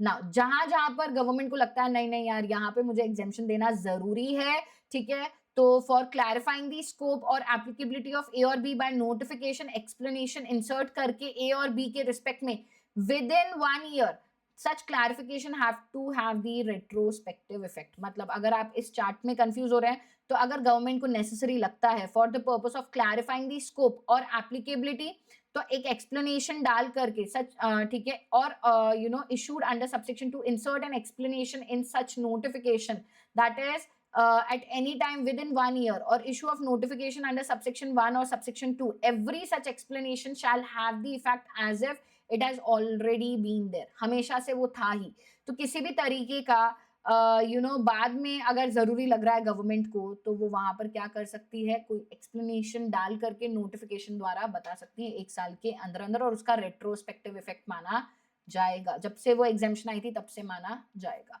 Is it clear whether it is your subsection 1 और subsection 2? Now, power to recover goods or services not levied or short levied as a result of general practice. Now, you can just read this particular part. Goods जो exempt है GST से, you can read it. This is not a part of your syllabus. ठीक है, in examination point of view से important नहीं है, right? चलो, हम हमारे सर्विसेज को रिवाइज करना चालू करते हैं ना। बेटा please please please pay attention, जब भी हम सर्विसेज रिवाइज कर रहे हैं, ठीक है, तो अब कैसे फोकस करें? There are so many cases, there are so many points, there are so many small small limits, how to make sure कि अभी सारी चीजें हमें रिवाइज हो जाए। तो जो नोट्स है ना बेटा, मैंने इसमें आपको उसी ऑर्डर में करवाया है which are very very important, ठीक है। तो स्पीड मेरी सुपर फास्ट रहने वाली है, ताकि आप एक बार सुन भी लोगे तो आपको रिकॉल हो जाएगा, अच्छा यार ये यहाँ पे था। और जहाँ पे भी स्पेसिफिक लिमिट्स हैं, कोई लिमिट है, कोई एज लिमिट है, अमाउंट लिमिट है, वो मैं आपको इंपॉर्टेंट करके बताऊंगी ना। चैरिटेबल एक्टिविटी ऑफ कोर्स हमारे लिए एंट्री नंबर 1, एंट्रीज याद करनी है क्या? नहीं। एंट्रीज याद करनी है क्या? बिल्कुल भी नहीं याद करनी है। तो चैरिटेबल एक्टिविटीज जो है, ठीक है, अगर आप परफॉर्म कर रहे हो ना, सबसे पहली चीज यहाँ पर किसी भी तरह की सर्विसेज जो एक एंटिटी कर रही है, ठीक है, तो यहाँ पर चैरिटेबल इंस्टीट्यूशन होना जरूरी है। दैट मीन्स आप रजिस्ट्रेशन आपके लिए जरूरी है। You should be registered under 12AA और 12AB of the income tax act by way of charitable activity. तो अगर आप एक रजिस्टर्ड एंटिटी हैं और आप चैरिटेबल एक्टिविटीज कर रहे हैं, तभी हम आपको यहाँ पे कंसिडर करेंगे। और चैरिटेबल एक्टिविटी का मतलब क्या होता है? देखो, पब्लिक हेल्थ में अगर आप कुछ कर रहे हो ना, पब्लिक हेल्थ का मतलब है आप केयर या काउंसलिंग कर रहे हो। केयर या काउंसलिंग किसकी? जो टर्मिनली इल या सीवियरली डिसेबल्ड पर्सन है, या जो HIV एड्स से ग्रस्त हैं, या वो पर्सन जो एडिक्टेड है किसी ड्रग्स को, नार्कोटिक्स को, राइट? या पब्लिक अवेयरनेस के लिए आप कोई भी health related, family planning, prevention of HIV, इनसे रिलेटेड अगर आप किसी भी तरीके का पब्लिक अवेयरनेस ला रहे हैं, सो that is also part of your public health, ठीक है। देन आप किसी भी रिलीजन को या योगा को या स्पिरिचुअलिटी को एडवांसमेंट प्रोवाइड कर रहे हैं, ठीक है, या किसी भी तरीके का एडवांसमेंट एजुकेशनल प्रोग्राम या skill development relating to abandoned, orphaned, homeless children, या जो मेंटली या फिजिकली ट्रॉमेटाइज पर्सन है, अब्यूज पर्सन है, या प्रिजनर्स को, या वो लोग जिनकी उम्र 65 ईयर्स से ज्यादा है, बट ध्यान रहे वो रूरल एरिया में रह रहे हैं। अगर अर्बन एरिया हुआ ना बेटा, यहाँ पे अर्बन होते ही एग्जेम्पशन नहीं है, रूरल में है हाँ, या प्रिजर्वेशन ऑफ इन्वायरमेंट। तो यहाँ पे हमारा सीबीआईसी का क्लैरिफिकेशन आया था, मैनेजमेंट ऑफ एजुकेशनल इंस्टीट्यूशन। अब देखो, चैरिटेबल जो ट्रस्ट होते हैं, जो कि ये रजिस्टर्ड चैरिटेबल ट्रस्ट हैं, ये स्कूल को भी मैनेज करते हैं, जैसे कि स्कूल हो गए, कॉलेज हो गए, एजुकेशनल इंस्टीट्यूशंस हो गए, ठीक है, which are basically by way of education और स्किल डेवलपमेंट ऑफ, अगर ये एजुकेशन या स्किल डेवलपमेंट कर रहे हैं अबैंडन्ड, ऑर्फन, होमलेस चिल्ड्रन का, physically mentally traumatise abuse person का, प्रिजनर्स का, या वो लोग जिनकी उम्र 65 ईयर्स से ज्यादा है, जो रूरल एरिया में रिसाइड कर रहे हैं, that is also considered as exam, right. अगर आप किसी भी तरीके का रिलीजियस योगा या मेडिटेशन प्रोग्राम या कैंप प्रोवाइड कर रहे हैं, ठीक है, which is again advancement of spirituality और yoga, so that is also exempt. या आप रेसिडेंशियल प्रोग्राम लेकर आ रहे हैं जहाँ पे जो आपका रहना है, ठीक है, जो लॉजिंग है और बोर्डिंग है, that is also being included, ठीक है। So again that is a composite supply, ये भी एग्जाम्प्ट होगा। बट अगर यहाँ पे चैरिटेबल और रिलीजियस ट्रस्ट आपको रहने की सुविधा देने लग रहे हैं, ठीक है, दैट मीन्स अकोमोडेशन और serving food and drinks against any form of consideration, अगर वहां पे कुछ बेचा जा रहा है तो टैक्सेबिलिटी आ जाएगी। और अगर कोई फिटनेस कैंप्स है, एरोबिक्स है, डांस म्यूजिक है, ये हमेशा से टैक्सेबल है। अच्छा, हॉस्पिटल्स जो मेंटेन करते हैं चैरिटेबल ट्रस्ट, तो हॉस्पिटल्स अगर मेंटेन करें, क्लिनिकल एस्टैब्लिशमेंट है, ऑथराइज मेडिकल प्रैक्टिशनर्स है, पैरामेडिक्स है, that is exempt. Now training और कोचिंग इन आर्ट्स, कल्चर और स्पोर्ट्स, एंट्री 80। नाउ किसी भी तरीके का ट्रेनिंग या कोचिंग प्रोवाइड किया जा रहा है and that is basically recreational activity arts से और कल्चर से रिलेटेड बाय एन इंडिविजुअल और बाय स्पोर्ट्स और sports by charitable entities register. तो किसी भी तरीके का ट्रेनिंग या कोचिंग, मतलब अगर चैरिटेबल एंटिटी है तो वो स्पोर्ट्स से रिलेटेड अगर किसी भी तरीके की ट्रेनिंग प्रोवाइड कर रही है, कोचिंग प्रोवाइड कर रही है, वो एग्जेम्प्ट है। या रिक्रिएशनल एक्टिविटी एक इंडिविजुअल प्रोवाइड कर रहा है in the form of any kind of arts और culture, so that is also exempt. Now note, training or coaching in all forms of art, culture or sports is covered under entry, namely dance, music, painting, sculpture, making, literary activity, theater, any school tradition or any language of language or any of the sports. So that is basically considered as exempt. And यहाँ पर जो है, is it clear? Now this is non applicability of the exemption. तो आप एक बार read कर सकते हैं कि यहाँ पर अगर कोई अदर देन इंडिविजुअल ट्रेनिंग और कोचिंग प्रोवाइड कर रहा है ना, जैसे आर्ट्स या कल्चर का इंडिविजुअल के अलावा, सो दैट वुड बी टैक्सेबल. ठीक है, अगर एंटिटी जो है, ठीक है, रजिस्टर्ड नहीं है, वो प्रोवाइड कर रही है, दैट वुड बी टैक्सेबल. ठीक है, अच्छा, रिक्रिएशनल एक्टिविटीज जो है वो अदर देन आर्ट्स और कल्चर है, तो फिर भी टैक्सेबल हो जाएगा. Right, so non applicability of the exemption अगर ये रजिस्टर्ड नहीं है, चैरिटेबल एक्टिविटी के अंदर नहीं आता है, जैसे चैरिटेबल एक्टिविटी में हॉस्टल अकोमोडेशन नहीं आता है, चैरिटी में नहीं आता है, या आपने कोई रिलीजियस यात्राज वगैरह कंडक्ट करवाई हैं, या गुड्स या सर्विसेज प्रोवाइड करे हैं टू चैरिटेबल रिलीजियस ट्रस्ट, तो इन पे एग्जेम्पशन नहीं है. ठीक है, सर्विसेज बाय चैरिटेबल इंस्टीट्यूशन जो कि रजिस्टर्ड है, उनकी हम बात कर रहे हैं. Now next is again very important, religious activity. तो कोई भी रिलीजियस एक्टिविटी अगर कंडक्ट की जा रही है, जैसे कोई भी लाइफ साइकिल रिचुअल हो गया, स्पेशल पूजाज हो गई जो आपने परफॉर्म करी है, related to your birth, related to marriage, related to death, ये सब एग्जेम्प्ट है. बट रेंटिंग ऑफ प्रीसेंट्स यहाँ पे बहुत इंपॉर्टेंट है. हाँ, this is very very important. Renting of precincts or religious place meant for general public, owned or managed by entity as a charitable or religious trust, ठीक है, of the income tax act or institution of the said act. ठीक है, renting अगर आपने करी है, you know, religious place meant for general public, owned और manage by entity which is a registered charitable entity. ठीक है, तो अगर रेंट किया है तो उस केस में ये एग्जेम्पशन जो है अप्लाई नहीं होगी.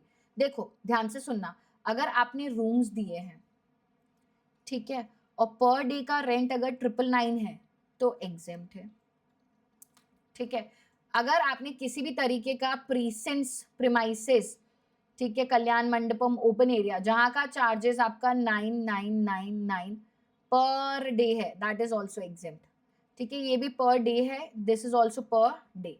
ठीक है, बट अगर आपने कोई शॉप्स वगैरह रेंट पे दी है, ठीक है, जिसका पर मंथ चार्ज अगर 999 तक है तो एग्जेम्प्ट. ध्यान देना, रूम्स और प्रीमाइसेस का एरिया जो था वो 999 तक, रूम्स 999 तक या 9999 premises, these are per day. ये पर डे है, दैट मीन्स एग्जैक्ट 1000 हुआ या एग्जैक्ट 10,000 हुआ तो वो टैक्सेबल हो जाएगा. ये चीज आपको यहाँ पे ध्यान रखनी है.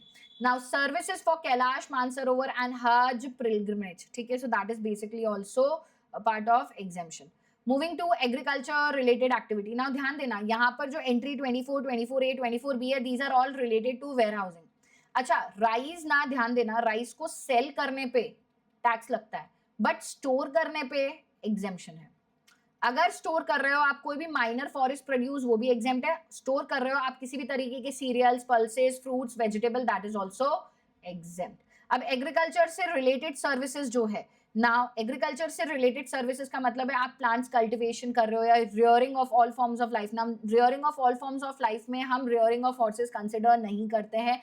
किसी भी तरीके के प्लांट्स को या rearing of all forms of life for basically food, fiber, fuel, raw material या other similar produce, they are exempt.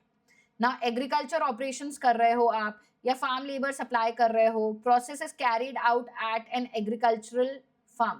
ठीक है, जैसे आपका harvesting, drawing, cleaning, trimming, sun drying, ये सब आपका क्या है, these are all your agriculture activity. Renting or leasing of agro machinery or vacant land with or without structure incidental to its use. Now किसी भी तरीके का एग्रीकल्चर प्रोड्यूस से related loading, unloading, packing, storage, warehousing, ये सब आपका यहाँ पर क्या आ जाएगा, this will all be a part of my, you know, 1 second, yes, this will all be a part of my agriculture से related activity.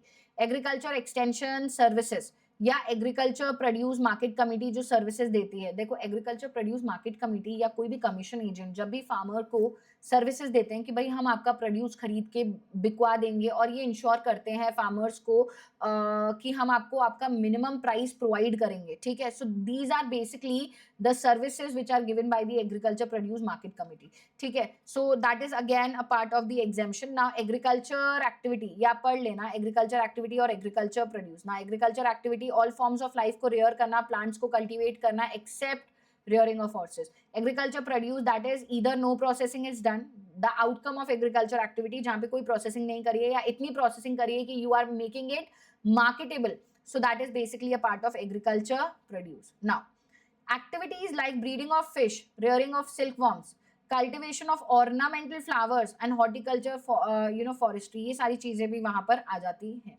Now produce not treated as agriculture produce, obviously अगर आपने किसी भी तरीके के essential characteristics change कर दिए हैं तो वो फिर आपका एग्रीकल्चर प्रोड्यूस की कैटेगरी में नहीं आएगा. फॉर इंस्टेंस पोटैटो चिप्स और tomato ketchup are manufactured through process which alter the essential characteristic. भैया वो जो हमारा पटेटो था, बटाटा था, वही चेंज हो गया, ठीक है. जो टमेटो थे, टमाटर थे, वही चेंज हो गए, ठीक है. सो एसेंशियल कैरेक्टरिस्टिक चेंज हो गया तो एग्जेम्पशन नहीं रहेगा, ठीक है. या प्रोसेस जो किए जा रहे हैं to produce marketable in the market, that is process of grinding, sterilization, extraction, packaging in retail packs, these are not covered in this entry. Now services by agriculture produce market committee, ये subject to GST नहीं होता है, ये आप read कर लेंगे. agriculture produce market committee होता क्या है, शॉर्ट में मैंने आपको एक बार अभी बता दिया है. Now यहाँ पर ये points important है.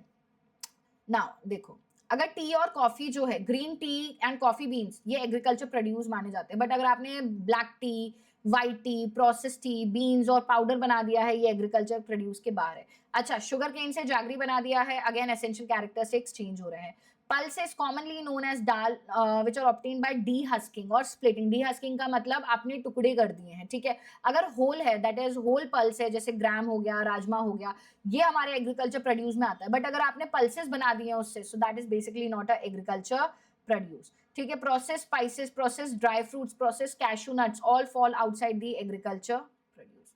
नाउ एंट्री 55 कहता है, अगर आपने कोई भी इंटरमीडिएट प्रोडक्शन प्रोसेस करा है as a job work in relation to cultivation of form plants and rearing of all forms of animal, food के लिए, फाइबर के लिए, फ्यूल के लिए, रॉ मटेरियल के लिए, ठीक है, एंड सिमिलर प्रोडक्ट, ये एग्रीकल्चर प्रोड्यूस है और ये एग्जेम्प्ट है.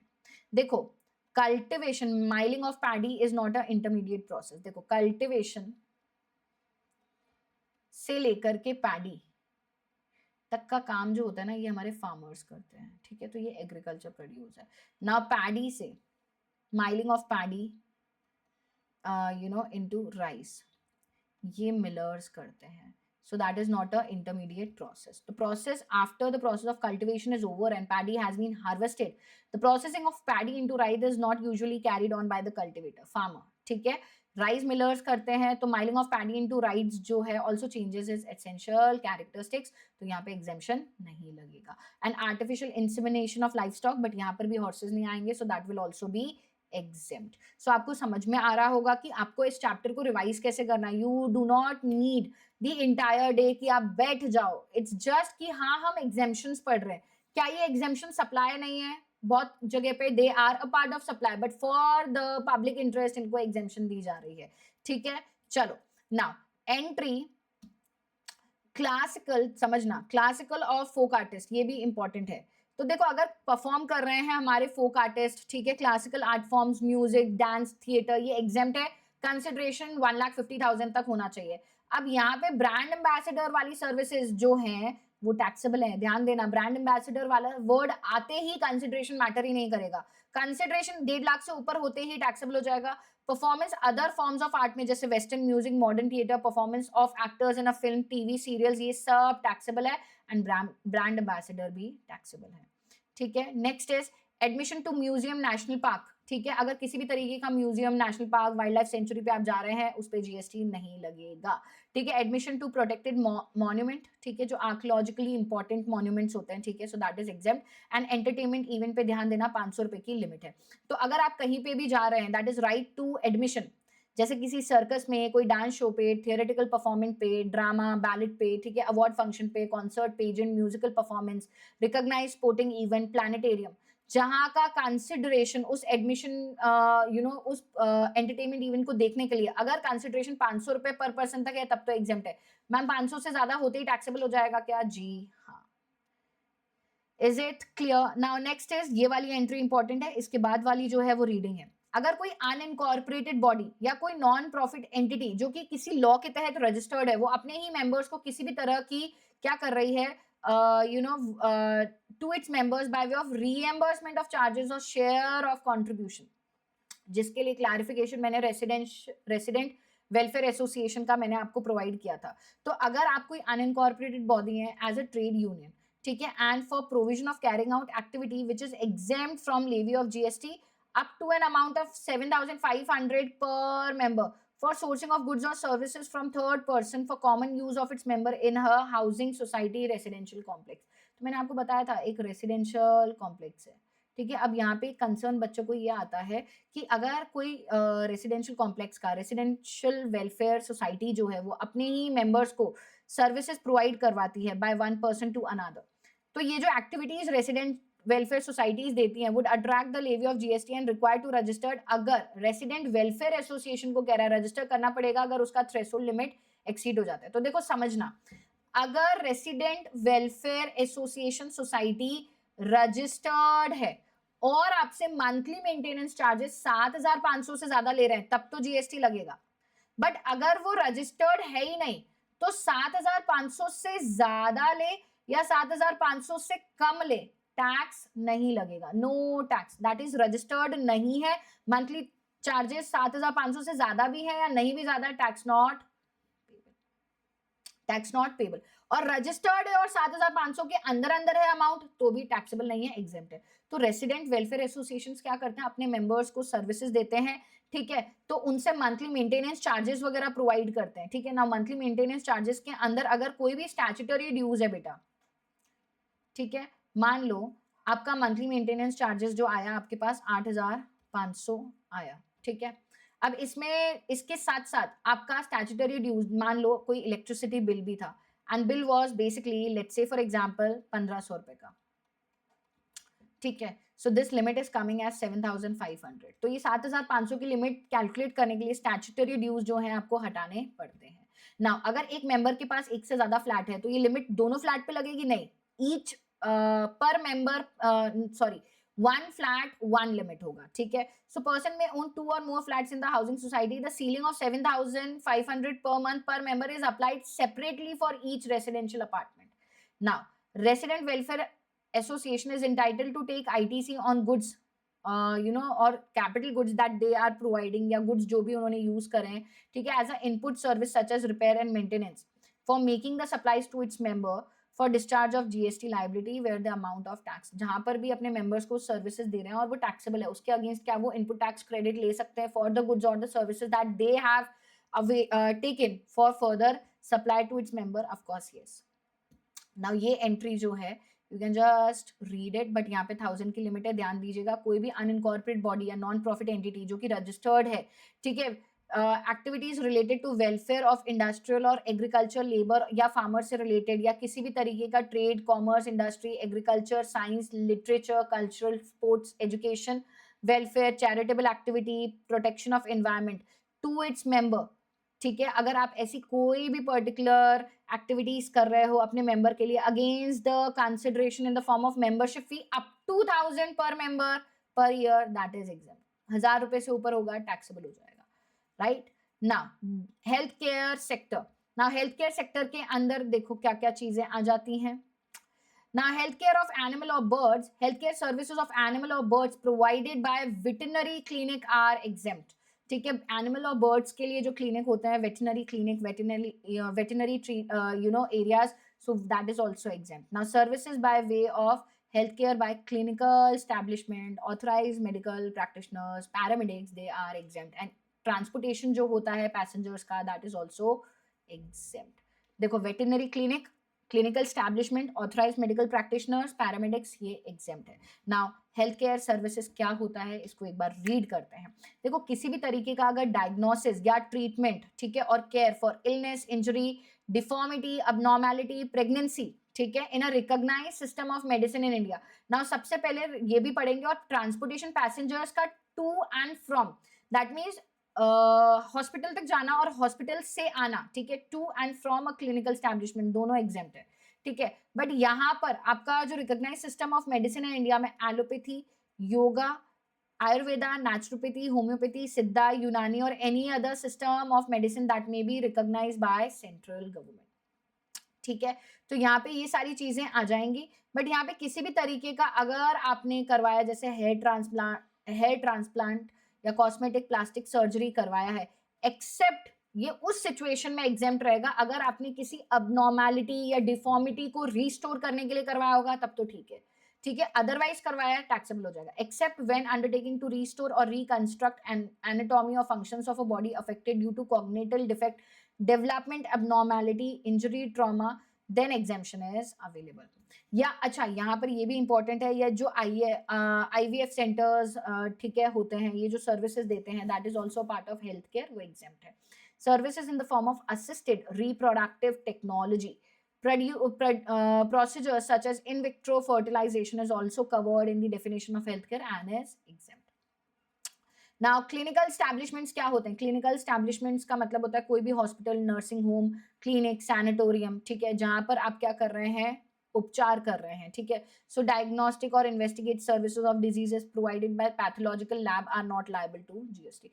डायग्नोसिस वगैरह करके दे रहे हैं, ठीक है, इन्वेस्टिगेशन सर्विसेज, लैब्स वगैरह, they are not a part of clinical establishment. Paramedics क्या होते हैं? Trained health care professionals, nursing staff, physiotherapist, technicians, lab assistants.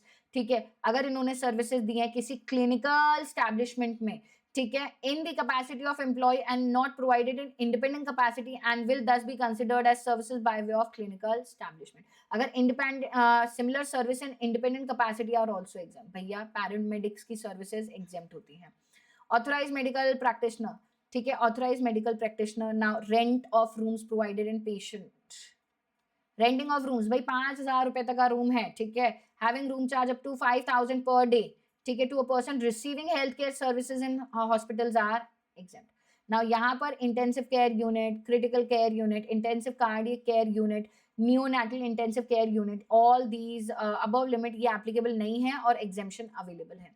Now CBIC का क्लैरिफिकेशन यहाँ पे आया था, कोई भी सर्विस अगर senior doctor, consultant, technicians, whether employees और नॉट, और health care services which are exempt from GST, तो जो इंटायर अमाउंट हॉस्पिटल चार्ज कर रहा है पेशेंट से, including the retention money and fee payment towards the health care services provided by hospital to the patient is exempt. Food important है, food important है। अब देखो समझना, अगर खाना जो है हॉस्पिटल में बन रहा है, हॉस्पिटल की कैंटीन में बन रहा है, एज पर दी डॉक्टर्स रिकमेंडेशन, डॉक्टर का डाइट, डॉक्टर के न्यूट्रिशन रिक्वायरमेंट के हिसाब से बन रहा है, तो दैट इज बेसिकली एग्जेम्प्ट। ठीक है, और ये पेशेंट को प्रोवाइड किया जा रहा है तो ये एग्जेम्प्ट है। अगर आप नॉट एडमिटेड पेशेंट्स को दे रहे हो तो ये टैक्सेबल है। बट अगर फूड आपने बाहर से किसी से मंगवाया, दैट इज आउटसोर्स करा है, तो जो बंदा आपको खाना बेचेगा, ठीक है, जिससे आप खाना ले रहे हो, वो तो आपसे जीएसटी कलेक्ट करेगा। There is no ambiguity that supplier shall charge tax on applicable and hospitals will get no ITC.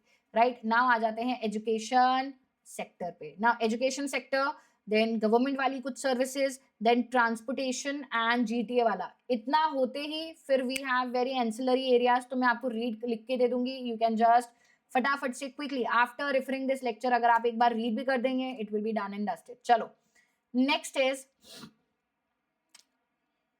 Yes, exemption on output services. Now exemption on output services, अब मैं आपको इसको टेबल से करवाऊंगी, देखो ध्यान देना। बाय एन एजुकेशन इंस्टीट्यूशन, अगर किसी भी तरह की सर्विसेज प्रोवाइड कर रहा है कोई एजुकेशन इंस्टीट्यूशन अपने ही स्टूडेंट, फैकल्टी, स्टाफ को, ठीक है, या education institution by way of conduct of examination, entrance examination against consideration, या आप सर्विसेज दे रहे हो to an educational institution by way of, मतलब या तो एजुकेशनल इंस्टीट्यूशन अपने स्टूडेंट्स, फैसिलिटी, स्टाफ को सर्विसेज दे रहा है, कोई एंट्रेंस एग्जामिनेशन कंडक्ट करवा रहा है, या आप किसी एजुकेशनल इंस्टीट्यूशन को सर्विसेज दे रहे हो by way of transportation, catering कह लो, सिक्योरिटी क्लीनिंग कह लो, या कंडक्ट ऑफ एग्जामिनेशन कह लो, या supply of online education journals कह लो। नाउ इसको हम समझेंगे किसके लिए कौन कौन सी सर्विसेज एग्जेम्प्ट है। तो देखो यहाँ पर आपको इसको डायरेक्टली ऐसे रीड नहीं करना है, फटाफट आप आ जाओ, फटाफट आप आ जाओ इस टेबल पे। After the entire case, exempted, exemption on input service, यहां से पूरा रीड कर लेते हैं। देखो, अगर कोई इनपुट सर्विसेज ली हैं आपने, ठीक है, I am talking about input services, ठीक है, आउटपुट सर्विसेज जो आप दे रहे हो to the students, to the faculties, to the staff, that is also exempt. ठीक है ना. इनपुट सर्विसेज जो है अगर आप दे रहे हो किसी प्री स्कूल एजुकेशन या education up to higher secondary school, ठीक है, दैट मीन्स कुल मिलाकर के आप स्कूल्स को दे रहे हो, तो पांचों इनपुट सर्विसेज, ट्रांसपोर्टेशन भी, केटरिंग भी, देन क्लीनिंग भी एंड एडमिशन और कंडक्ट ऑफ एग्जामिनेशन, ये सब एग्जेम्प्ट है बेटा. All, sorry not 5, 4, all the 4 are exempt. But अगर आप दे रहे हो किसी रिकॉग्नाइज्ड इंस्टीट्यूशन को, that is educational institution providing education as a part of a curriculum for obtaining a recognised qualification, तो वहां पे अगर आपने कोई एग्जामिनेशन कंडक्ट करवा के दिया, that is services related to input services लिए हैं किसी एग्जामिनेशन को कंडक्ट करने के लिए, या आपने ऑनलाइन एजुकेशनल जर्नल्स लिए हैं, ठीक है, मतलब आपको सप्लाई किए जा रहे हैं. So again that is basically a part of what exemption. और अगर यहाँ पे कोई अप्रूव्ड वोकेशनल कोर्सेज होते हैं तो यहाँ पर एडमिशन और conduct of examination by such institution that will only be exempt. ठीक है, तो हायर सेकेंडरी स्कूल में चारों एरियाज जो हैं दैट इज एग्जेम्प्ट. बट अगर आप किसी educational institution which is recognised, ठीक है, उसके रिस्पेक्ट में 2 ही हैं, and last approve vocational courses के लिए खाली कंडक्ट ऑफ एग्जामिनेशन है. I hope this particular part is clear. Just give me a moment.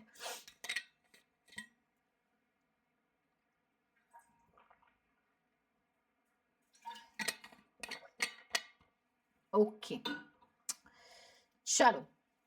सो हमने ये तो इनपुट सर्विसेज के लिए देख लिया, ठीक है, ये हमने देख लिया सर्विसेज बाय, ठीक है, एग्जेम्पशन ऑन आउटपुट सर्विसेज, ठीक है. नाउ बाय और two, so this is basically your input, right. तो ये किस पे ये जो पार्ट है ये मैंने आपको पीछे टेबल से करवा दिया. Now since exemption in respect of the set service is available only when services are provided by educational institution, it is important to analyse the educational institution term. Now pre school education, higher secondary school का मतलब होता है education services provided along with residence and food. Boarding schools it is considered composite supply, जहां पे principal supply education है तो exempt हो जाएगा. Hostel services by schools, annual subscription fee is exempt from GST. Now, qualification recognized by law. Now, qualification recognized by law का मतलब क्या होता है? किसी भी तरीके का डिग्री कोर्स जो कोई कॉलेज, यूनिवर्सिटी या इंस्टीट्यूशन करवा रहे हैं, ठीक है, एंड दैट इज रिकॉग्नाइज्ड, तो ही हम उसको कंसिडर करेंगे. कोई प्राइवेट कोचिंग है तो वो नहीं माना जाएगा recognised. And also education as a part of prescribed curriculum for obtaining a qualification recognized by law of a foreign country. Indian होगा तो ही, ठीक है, इंडिया के लॉ के हिसाब से होगा तभी उसको रिकॉग्नाइज मानेंगे, ठीक है. ना यहाँ पे देखो ये ड्यूल क्वालिफिकेशन आप रीड कर लेना. Incidental auxiliary services, extra curricular activity, hobby class, performance, ठीक है. यहाँ पर जो है this is where principal supplies education which is exempt from tax. distance learning, graduation, post graduation जो है, ठीक है, ये भी करिकुलम जो है क्वालिफिकेशन है which is again recognised by Indian law, तो ये एग्जेम्प्ट हो जाएगा. Now education as a part of approved vocational education course. Now approved vocational education course का मतलब होता है जैसे कोई भी इंडस्ट्रियल ट्रेनिंग इंस्टीट्यूट, या अब ये ना अमेंडमेंट एरिया था, ठीक है, मैं आपको अमेंडमेंट की शीट भी बता दूंगी तो आपको पता चल जाएगा कि major of the amendments that are there in the exemption chapter वो सब हमने करके लिया है, ठीक है. अलग से भी वापस बता दूंगी.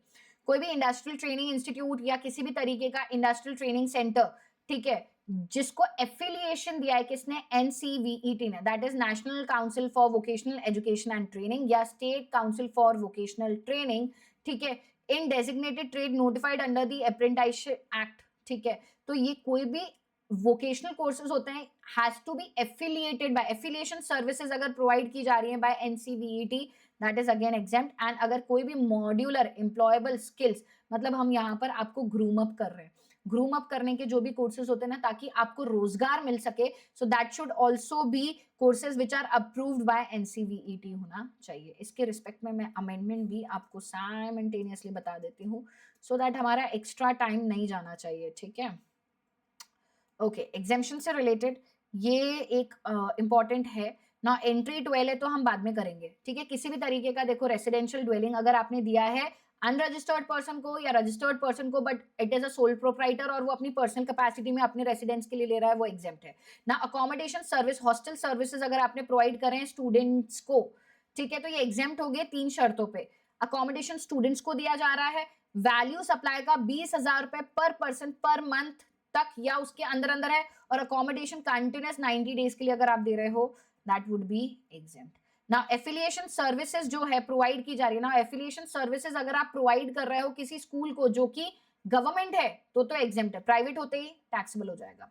अप्रूव्ड वोकेशनल कोर्सेज जो है वो अप्रूव करेंगे एनसीवीईटी या एससीवीटी या कोई भी approved vocational education courses such as सी flying training courses conducted by flying training organization approved by Directorate General of Civil Aviation, जहाँ पे DGCA मैंडेट करता है रिक्वायरमेंट ऑफ कंप्लीशन सर्टिफिकेट, ये भी एग्जेम्प्ट हो जाएंगे। ना सर्विसेज बाय रेलवे हम टैक्सेबल देखते हैं, ठीक है, बट कुछ सर्विसेज हैं जो इंडिविजुअल्स को प्रोवाइड की गई हैं, जैसे sale of platform ticket, facility of renting rooms waiting rooms के लिए, ठीक है, लॉकर रूम्स के लिए, अगर आपने clock room, battery operated car service, so again that is exempt. और रेलवे में ही एक जोन या डिवीजन दूसरे जोन या डिवीजन को सर्विसेज देता है, that is exempt. Zone division क्या होता है, देखो जैसे मान लो सेंट्रल है, वेस्टर्न है, तो सेंट्रल जोन ने वेस्टर्न जोन को किसी भी तरीके की सर्विसेज दी है, so that would be exempt. Now supply of service by way of providing metering equipment on rent या किसी भी तरीके का एंसिलरी सर्विसेज, देखो ये सारी सर्विसेज हमने पढ़ी हैं, testing of meter, releasing electricity connection, shifting of meter, issuing duplicate bills which are incidental or ancillary to the supply of transmission and distribution of electricity, ये भी exempt है, ये भी exempt है। Now special purpose vehicles, now देखो services जो SPVs provide कर रही हैं किसको, मिनिस्ट्री ऑफ रेलवे को, by way of allowing to use the infrastructure built and owned by SPVs for a consideration, ठीक है। अब देखो क्या होता है, स्पेशल पर्पस व्हीकल जो है ना फंडिंग प्रोवाइड करते हैं बेटा, तो मिनिस्ट्री ऑफ रेलवे को मान लो किसी रेलवे स्टेशन को अच्छा डेवलप करना है, वहाँ पे कैफेटेरिया वगैरह बनवाना है, या वहाँ पे लेट्स से फॉर एग्जांपल आपके लिफ्ट्स वगैरह लगाने हैं, तो यहाँ पे सारा खर्चा स्पेशल पर्पस व्हीकल करता है, वो इंफ्रास्ट्रक्चर बनाता भी एसपीवी है एंड ओन भी एसपीवी करता है, बट कुछ पैसा ले करके, ठीक है भाई, मिनिस्ट्री ऑफ रेलवे कहता है तुम डेवलप करो, तुम पैसा लगाओ, इससे जो भी कमाई होगी हम तुम्हारे साथ शेयर करेंगे, मतलब कंसिडरेशन देगा। तो ये जो पर्टिकुलर सर्विसेज हैं that is also exempt. And अगर यहाँ पर मिनिस्ट्री ऑफ रेलवे भी सर्विस देता है किसको, एसपीवीज को, वो एक्चुअली इंफ्रास्ट्रक्चर किसका था, एसपीवीज का था, अब इनको मेंटेन कौन कर रहा है, मिनिस्ट्री ऑफ रेलवे कर रहा है, again that is for a consideration, so again that would be exempt. Now research and development services, research and development services in the form of grant by government entity या research association university which is basically exempt. चलो ठीक है, services by way of insurance या retrocession दोनों ही exempt है। ना अगर आपको लग रहा है डिटेल में तो एक बार आप रीड कर लेना, मैं ऊपर ऊपर से बता रही हूँ आपको। Services provided by training providers under Deen Dayal Upadhyay ग्रामीण कौशल्य योजना, ठीक है, तो यहाँ पे स्किल डेवलपमेंट है ये, ठीक है, स्किल डेवलपमेंट से रिलेटेड है। ना इंटरमीडिएट और एंसिलरी सर्विस, अभी ये जीटीए पढ़ेंगे तब मैं आपको बता दूंगी। तो ऑलमोस्ट एग्जामिशन से रिलेटेड भी जो भी अमेंडमेंट एरिया था वो मैंने आपको फटाफट एक बार रिकॉल करवा दिया है, राइट। नाउ अब यहाँ पे एजुकेशन सेक्टर से रिलेटेड कुछ क्लैरिफिकेशंस है। देखो इंडियन इंस्टीट्यूट ऑफ टेक्नोलॉजी अगर किसी भी तरीके के कोर्सेज प्रोवाइड कर रहे हैं that is also a part of educational institution ही माना जाता है। अब ये लॉन्ग कोर्सेज जो होते हैं वो प्रोवाइड कर रहे हैं वो तो एग्जेम्प्ट है, but certification courses short duration courses हैं तो वो टैक्सेबल है। Now entrance fee for conduct of examination for admission issuance of migration certificate, ये सारी सर्विसेज एजुकेशनल इंस्टीट्यूशन अपने स्टाफ को मेंबर्स को देता है, that is exempt. Is it clear? Is it clear? Now food अगर मेस में और कैंटीन में प्रोवाइड किया जा रहा है स्टूडेंट्स को, फैकल्टीज को, स्टाफ को, ठीक है, तो ये एग्जेम्प्ट है। बट अगर ये पर्टिकुलर मेस फैसिलिटी जो दे रहा है कोई आउटसोर्सिंग करके आप प्रोवाइड करवा रहे हो तो यहाँ पे टैक्सेबिलिटी लगेगी। Is it clear? Now supply of food in anganwadis and school, ठीक है, तो यहाँ पर तो एग्जेम्पशन है बेटा। नाउ डिटेल में रीड करने की जरूरत नहीं है।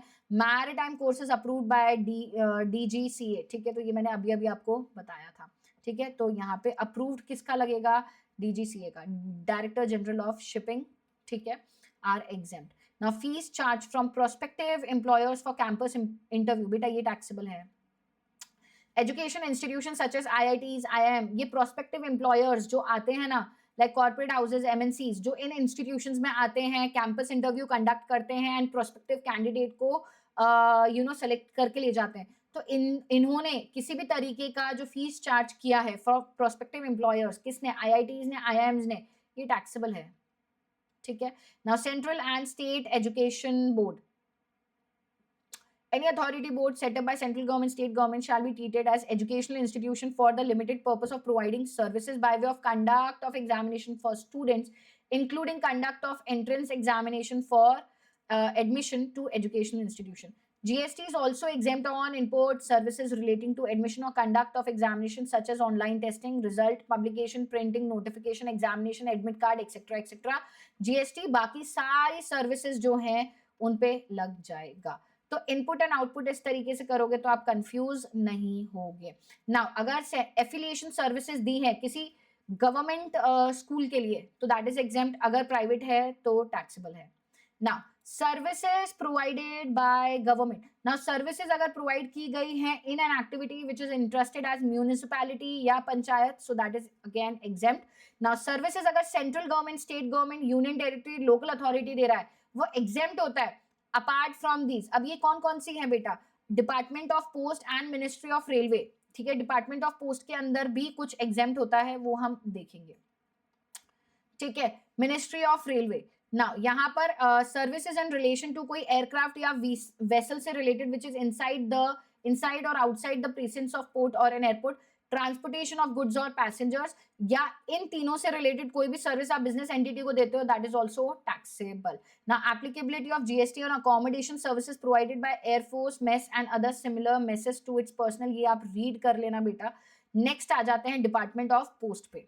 नाउ डिपार्टमेंट ऑफ सर्विसेज अगर डिपार्टमेंट ऑफ पोस्ट दे रहा है by way of inland letter, book post, ordinary post, जहां पे एनवेलप का वेट जो है 10 ग्राम से कम है, to meet the universal postal obligation, exemption is irrespective of the status of the recipient and the amount charge, ये exempt किया जाएगा।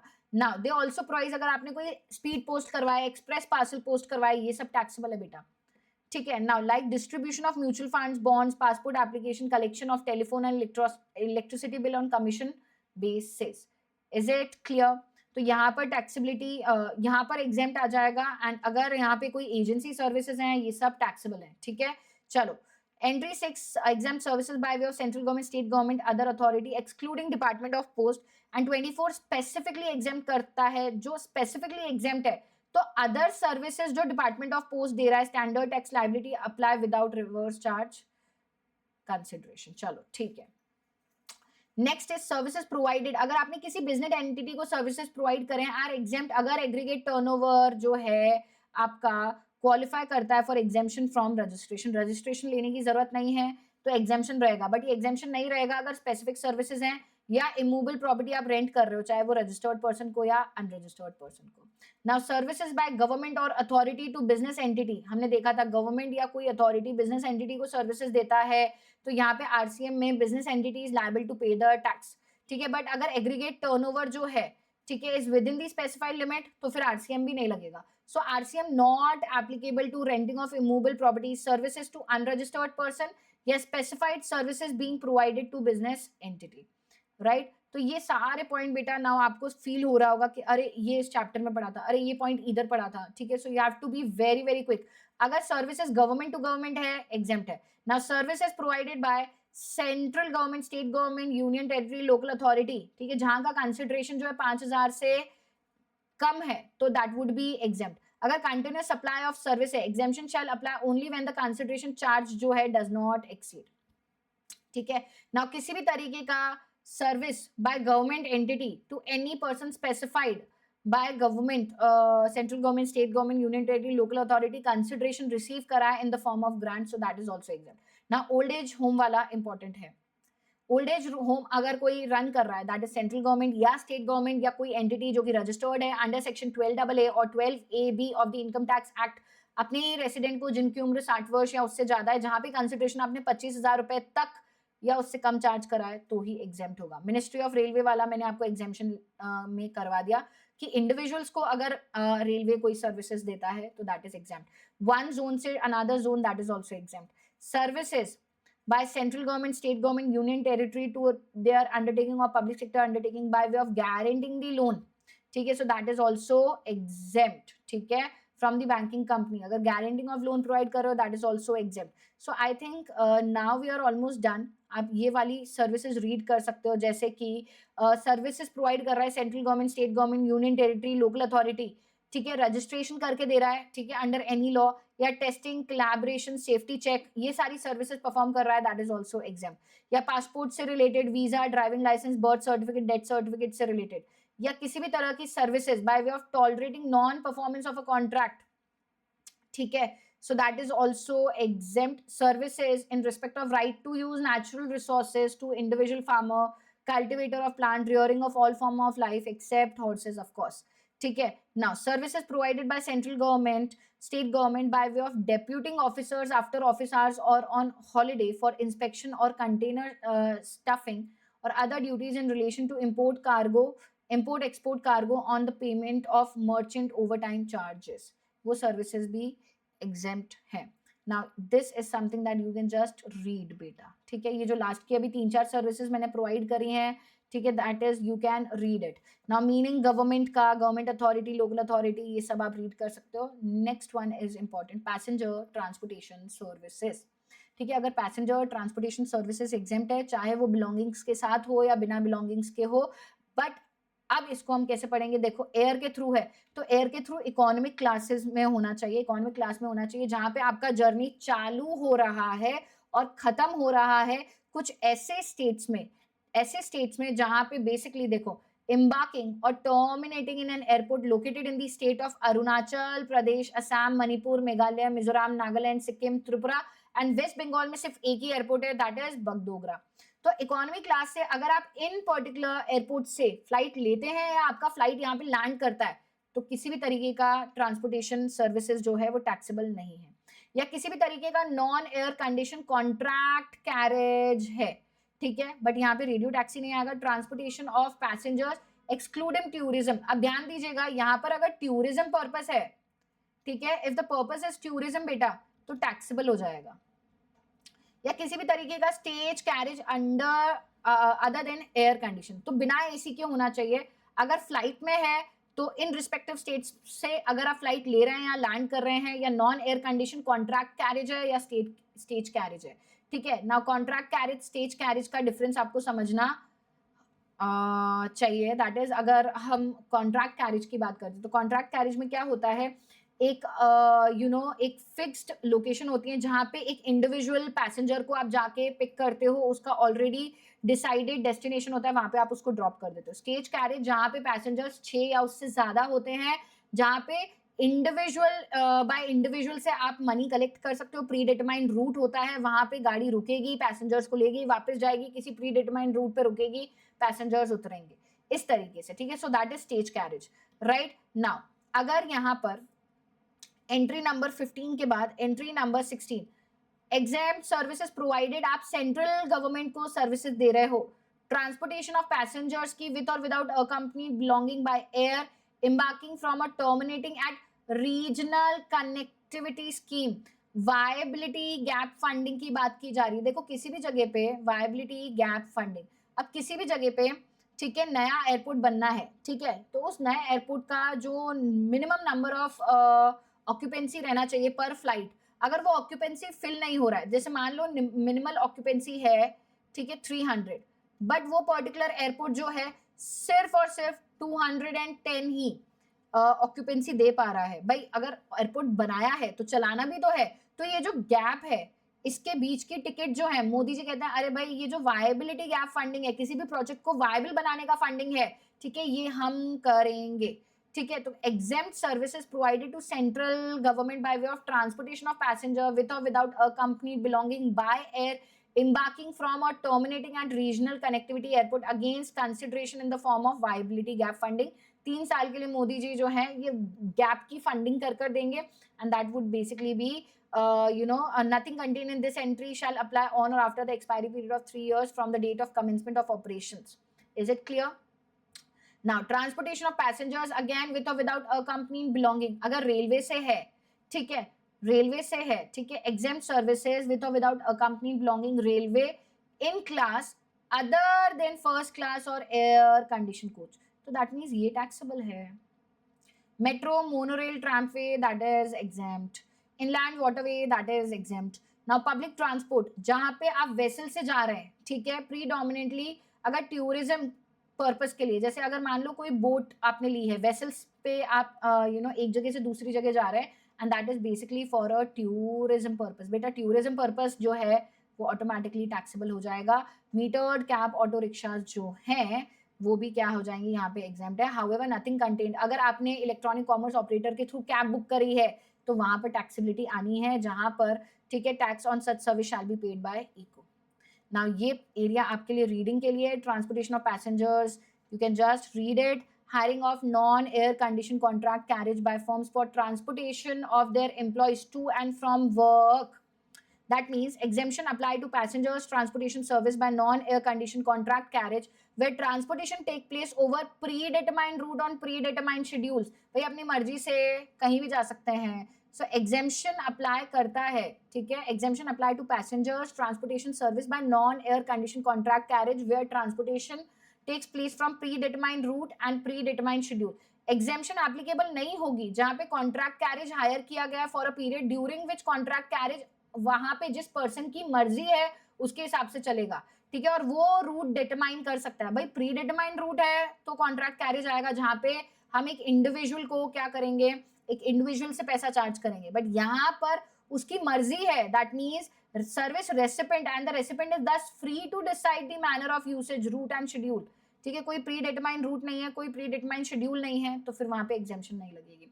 नाउ गुड्स ट्रांसपोर्टेशन सर्विसेज जो है बेटा, अगर किसी भी तरह की ट्रांसपोर्टेशन ऑफ गुड्स की, ना इससे पहले वाला जो था हमने क्या बोला, transportation of passenger, passenger transportation services. Now goods transportation services अगर है except by GTA and courier agency, मतलब ये जो है ये तो टैक्सेबल है, एंड इनलैंड वाटरवेज, ठीक है, तो ये एग्जेम्प्ट हो जाएगा। दैट मीन्स जीटीए है और कुरियर है तो टैक्सेबल है, बाकी एग्जेम्प्ट है। नाउ जीटीए क्या है, नाउ जीटीए के रिस्पेक्ट में एक बहुत इंपॉर्टेंट पॉइंट है भैया, ये वो लोग हैं जो सामान एक जगह से दूसरी जगह ले जाते हैं और कंसाइनमेंट नोट इशू करते हैं। कंसाइनमेंट नोट जीटीए इशू करना बहुत ज्यादा जरूरी है, तभी वो जीटीए कहलाएगा।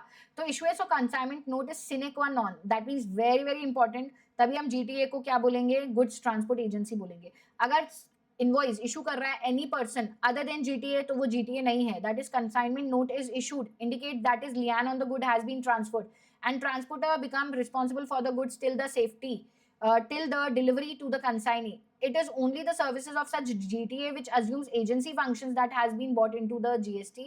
That means अगर यहाँ पर individual truck tempo operator do not issue any consignment note are not covered within the meaning of term GTA. As a result, services provided by such individual transporter, ठीक है, who do not issue a consignment note would not be covered by entry 18 which are exempt from GTA. भाई अगर आप consignment note issue कर रहे हो तभी आप जीटीए में हो, जीटीए में हो तो टैक्सेबल हो। अगर आप कंसाइनमेंट नोट इशू नहीं कर रहे हो तो जो आप सर्विसेज दे रहे हो ट्रांसपोर्टेशन के लिए that would then be covered in the exemption. Consignment note क्या होता है आप पढ़ लेंगे, कुरियर एजेंसी क्या होता है आप पढ़ लेंगे, intermediary and ancillary services. Now यहाँ पर आपका अमेंडमेंट था। नाउ देखो इंटरमीडिएट और एंसिलरी सर्विसेज, जैसे जब भी आप गुड्स को ट्रांसपोर्ट कर रहे हैं एक जगह से दूसरी जगह तो आप सर्विसेज दे रहे हैं जैसे लोडिंग, अनलोडिंग, पैकिंग, ट्रांसशिपमेंट, ये जो एंसिलरी सर्विसेज हैं ये भी आप सप्लाई कर रहे हैं, तो that is basically a composite supply, ठीक है। Now the method of invoicing, GTA कोई भी मेथड ऑफ इनवॉइसिंग यूज करे वो कॉम्पोजिट सप्लाई का नेचर चेंज नहीं करेगा। बट यहाँ पर if such services are not provided in the course of transportation of goods and are invoice separately तो फिर ये डिस्टिंक्ट सप्लाईज मानी जाएंगी। Is it clear? नाउ किसी भी तरीके का ट्रांसपोर्ट किए जा रहे हैं minerals within the mining area by vehicles deployed with a driver for a specific duration of time, इसका लास्ट ये पॉइंट पढ़ लीजिए। दैट इज किसी भी तरीके का रेंटिंग हो रहा है ट्रक्स का या व्हीकल्स का, ठीक है, with driver for a period of time is service of renting of transport vehicle with operator and not a service of transportation of goods by road. तो यहाँ पे एग्जेम्पशन 18 का एप्लीकेबल नहीं होगा, राइट। नाउ एंट्री 2021, अगर आप goods transport कर रहे हो रेल से, वेसल से, जीटीए से इन अ गुड्स कैरेज, और गुड्स कौन से हैं भाई, एग्रीकल्चर प्रोड्यूस है, मिल्क, सॉल्ट, फूड ग्रेन्स है, ऑर्गेनिक मेन्योर है। ध्यान दीजिएगा हमने केस सिनेरियोज जो आपके लिए अवेलेबल करवाए हैं उसमें केस सिनेरियोज के अंदर, जीएसटी के केस सिनेरियोज के अंदर भी इन बातों पे बात की गई है। चलो, newspaper, magazines registered with registrar of newspaper, defence military equipment है, ध्यान दीजिएगा, डिफेंस मिलिट्री इक्विपमेंट, ठीक है, डिफेंस एंड मिलिट्री इक्विपमेंट बोला है। Now relief material meant for victim of natural और मैन मेड डिजास्टर्स, ठीक है, रिलीफ मटेरियल है तो दैट इज एग्जाम्प्ट। या सर्विसेज जीटीए प्रोवाइड कर रहा है किसी अनरजिस्टर्ड पर्सन को, अगर जीटीए सर्विसेज देता है स्पेसिफाइड जो हमारे रेसिपेंट थे, ठीक है, वो 7 स्पेसिफाइड रेसिपेंट को दे रहा है तो वो 7 specified recipient reverse charge mechanism में टैक्स पे करते हैं, प्रोवाइडेड जीटीए जो है इनपुट टैक्स क्रेडिट उसको नहीं चाहिए, ठीक है, वो 5% वाला केस या 12% है तो फिर जीटीए के ऊपर फॉरवर्ड चार्ज मैकेनिज्म होगा, रिवर्स चार्ज मैकेनिज्म नहीं लगेगा। So I hope you remember all these points, ठीक है। तो अगर जीटीए सर्विस अनरजिस्टर्ड पर्सन को दे रहा है या कैजुअल टैक्सेबल पर्सन को दे रहा है तो एग्जेम्प्ट है, बट इन 7% को दे रहा है तो आरसीएम लगेगा, राइट। चलो, services provided by GTA by way of transport of goods in a goods carriage to department or establishment, अगर ट्रांसपोर्टेशन आप दे रहे हो गवर्नमेंट एंटिटी को, लोकल अथॉरिटी को, गवर्नमेंट एजेंसीज को, जिन्होंने रजिस्ट्रेशन सिर्फ टैक्स डिडक्ट करने के लिए लिया है, एग्जेम्पशन है भाई। नाउ कंस्ट्रक्शन सेक्टर, अब यहाँ से आपको थोड़ा सा किस तरीके से इस चैप्टर में आगे बढ़ना है मैं आपको बता देती हूँ, लास्ट 10 मिनट्स मैक्सिमम, कि आपको किस तरीके से रीड करना है। देखो, services by way of pure labour contract, construction, erection, commission, installation, ठीक है, किसी भी तरीके का आप प्योर लेबर कॉन्ट्रैक्ट दे रहे हो सिविल स्ट्रक्चर के लिए या कोई भी वर्क के लिए, pertaining to beneficiary individual house construction और enhancement under the housing of all urban mission और Pradhan Mantri Awas Yojana, these are all exempt. ना ओरिजिनल वर्क्स का क्या मतलब होता है, पूरा नया कंस्ट्रक्शन है या किसी तरीके का एडिशन ऑल्टरेशन है, ठीक है, या erection, commission, installation of plant and machinery वगैरह है, ठीक है ना। सर्विसेज कोई भी इलेक्ट्रिसिटी डिस्ट्रीब्यूशन यूटिलिटीज दे रही हैं, ठीक है, तो वो अभी हमने पढ़ा था, एग्जेम्प्ट है ना। प्योर लेबर कॉन्ट्रैक्ट अगर आप दे रहे हो, इरेक्शन, कमीशनिंग और installation of original work pertaining to single residential unit otherwise then as a part of residential complex, single residential unit से related है, then also it is exempt। now banking और financial services important है, अगर किसी भी तरीके का deposit, loans, advances दिए ये एग्जेम्प्ट माने जाएंगे, जिसके रिस्पेक्ट में आपका कंसिडरेशन जो है, ठीक है, इंटरेस्ट है, डिस्काउंट है, या कोई फॉरेन करेंसी आप सेल या परचेज कर रहे हो अमंग बैंक्स और ऑथराइज डीलर और फॉरेन एक्सचेंज और among banks and such dealer, ठीक है, अगर किसी भी तरीके का ट्रांजैक्शन है फॉरेन करेंसी से रिलेटेड सेल और परचेज का among banks or authorized dealer of foreign exchange or amongst banks and such dealer, that is also exempt। now examples of such service, interest on fixed और saving bank deposits जो है, interest on loan, overdraft, cash, credit, mortgage, discount on corporate deposit, किसी भी तरीके का interest अगर आपने delayed payment of brokerage, settlement, obligation लिया है, या सर्विस चार्जेस आपने लिए, fee, documentation, broking charges, administration charges, जो ये वाला पॉइंट जो है ना ये इंपॉर्टेंट है, बिकॉज ये सर्विस चार्जेस, एडमिनिस्ट्रेशन चार्जेस ये एग्जेम्प्ट नहीं है। अच्छा, invoice discounting, check discounting or any other similar form of discounting is covered only to the extent consideration is represented by way of discount, interest, late fee, payment charge on credit card, levy of additional penal interest is exempt under section 27 if it satisfies the definition of interest, ठीक है, such interest is not treated as consideration for liquidated damage। now see, services provided by bank or authorized dealer of foreign exchange by way of sale of foreign exchange, तो यहाँ पे बोला जा रहा है कि जो भी सर्विसेज प्रोवाइड की जा रही है जनरल पब्लिक को वो इस एंट्री में कवर नहीं होगी, as this entry only cover sale और परचेज। भाई अगर जनरल पब्लिक को दिया उस पर जीएसटी लगेगा, हमने बोला फॉरेन एक्सचेंज के जो ट्रांजैक्शन है सेल या परचेज के बैंक्स और ऑथोराइज डीलर के लिए हो रहा है, that means purchase of amongst banks or authorized dealers or among banks and such dealers। तो services provided by commercial bank to RBI ये taxable होगा and ये exemption में covered नहीं है। now services provided by banking company to basic saving bank deposit account under प्रधान मंत्री जन धन योजना, that is exempt। या किसी भी तरीके का सर्विसेज acquiring bank दे रहा है to a person in relation to settlement of an amount up to 2000 in a single transaction transacted, ठीक है, किसी भी तरीके का ट्रांजैक्शन जो 2000 तक है, ठीक है, so that would basically be exempt अगर वो ट्रांजैक्शन आप किसी क्रेडिट कार्ड, डेबिट कार्ड, ठीक है, या अदर पेमेंट कार्ड सर्विसेज से कर रहे हैं।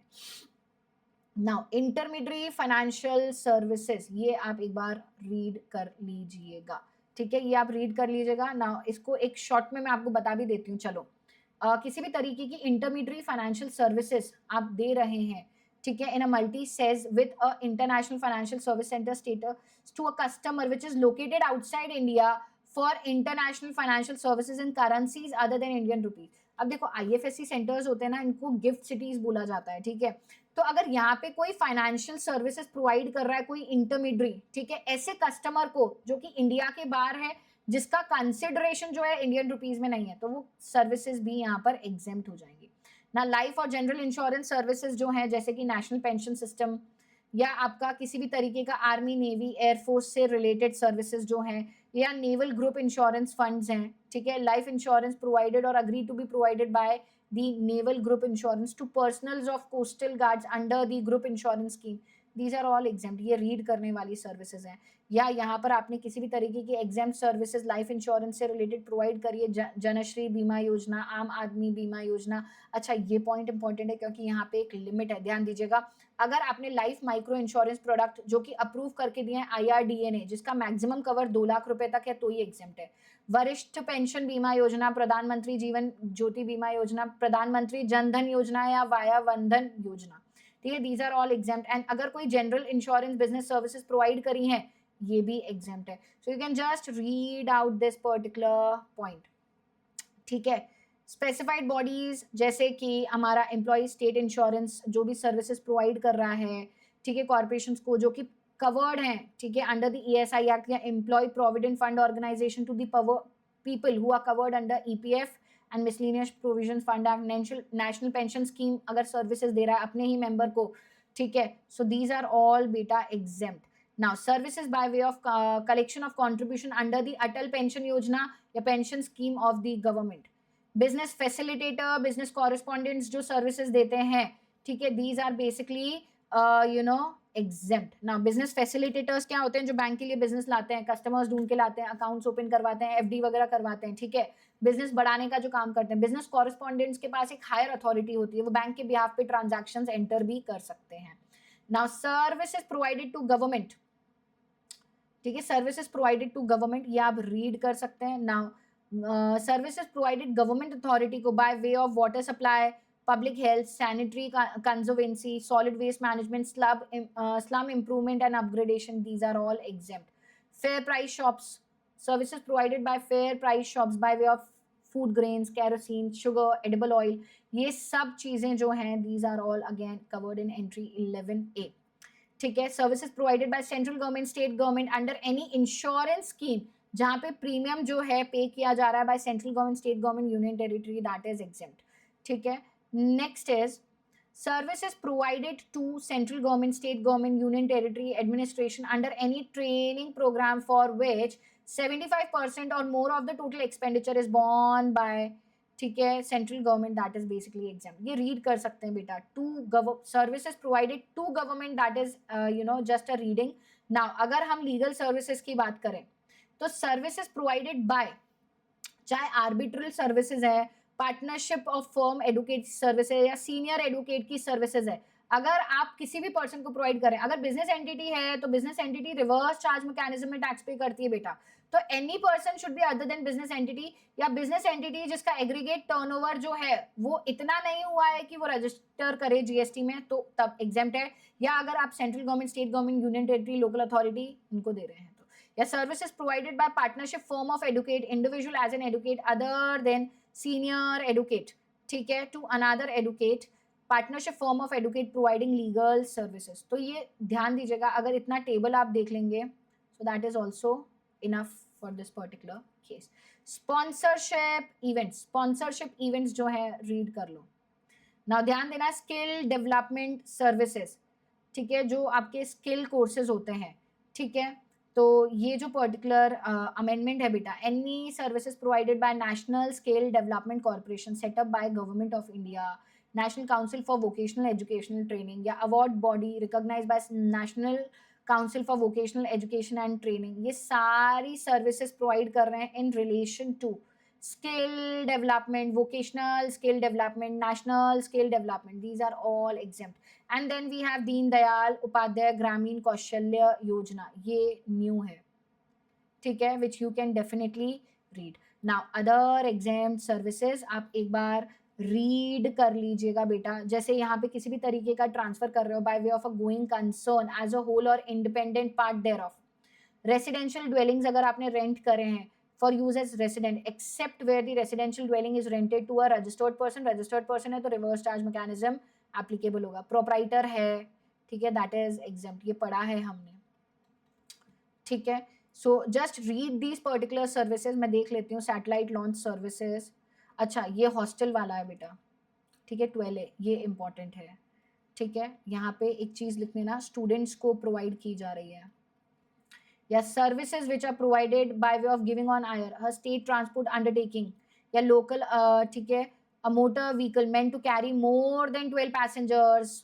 अगर आपने किसी स्टेट ट्रांसपोर्ट अंडरटेकिंग को कोई मोटर व्हीकल रेंट पे दी है जहां पे 12 से ज्यादा पैसेंजर्स कैरी किए जा रहे हैं, या लोकल अथॉरिटी को दी है any electrically operated mean to carry more than 12 passengers, या जीटीए को दी है फॉर ट्रांसपोर्टेशन ऑफ गुड्स, या मोटर व्हीकल दी है for transportation of students faculty staff, ठीक है, to a person providing services by way of transportation of students faculty staff educational institutions को, या प्री स्कूल एजुकेशन और education up to higher secondary school, so that is basically exempt ना। Services by way of किसी road को, bridge को access करने की जो सर्विसेज है, ठीक है, on payment of toll charges, या ट्रांसमिशन डिस्ट्रीब्यूशन ऑफ इलेक्ट्रिसिटी, ठीक है ना। ये मीटरिंग इक्विपमेंट वाला भी मैंने आपको एक बार रीड करवा दिया था, दिस इज ऑल्सो अमेंडमेंट, ठीक है।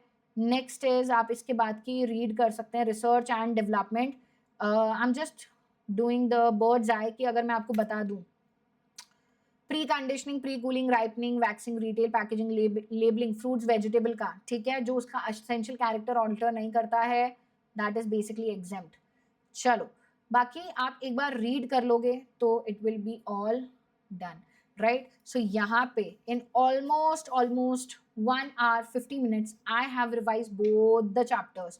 तो आपकी जो स्टार्टिंग की सर्विसेज है, जैसे चैरिटेबल हो गई, रिलीजियस हो गई, हेल्थ केयर हो गई, एजुकेशनल हो गई, ठीक है, इसके अलावा passenger transportation, goods transportation, services to government, ठीक है, एंटरटेनमेंट सेक्टर हो गया, then unincorporate body, trade union हो गया, इतना आप कर लेते हो, it's more than enough. Last का जो है फटाफट रीड भी कर लोगे, it will be all done.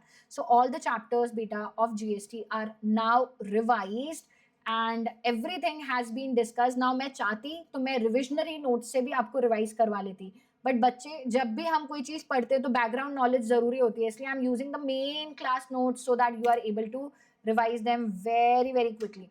I hope this particular revision is all clear to everybody. With this we complete our revision of GST completely. Complete income tax revision is done. I hope these points are clear. Thank you so much. बहुत अच्छे से पढ़ाई करो बेटा, revise it. When you are referring to the definitions, just try to read the definition. ऐसा नहीं है detail में, क्योंकि जीएसटी में बहुत सारे डेफिनेशन है। जब फर्स्ट टाइम पढ़ते हो तो डेफिनेशन जरूरी है, जब लास्ट डे के लिए पढ़ रहे हो don't do the definition, just do the main area कि अच्छा यहाँ पर जीएसटी है, एग्जेम्पशंस है, प्लेस ऑफ सप्लाई है, मेन पॉइंट्स को रिवाइज करो ताकि फटाफट रिविजन भी हो जाए and you are all sorted for exam. Thank you so much, मिलेंगे नेक्स्ट वीडियो में। Till then bye bye, take care, have a nice day, thank you.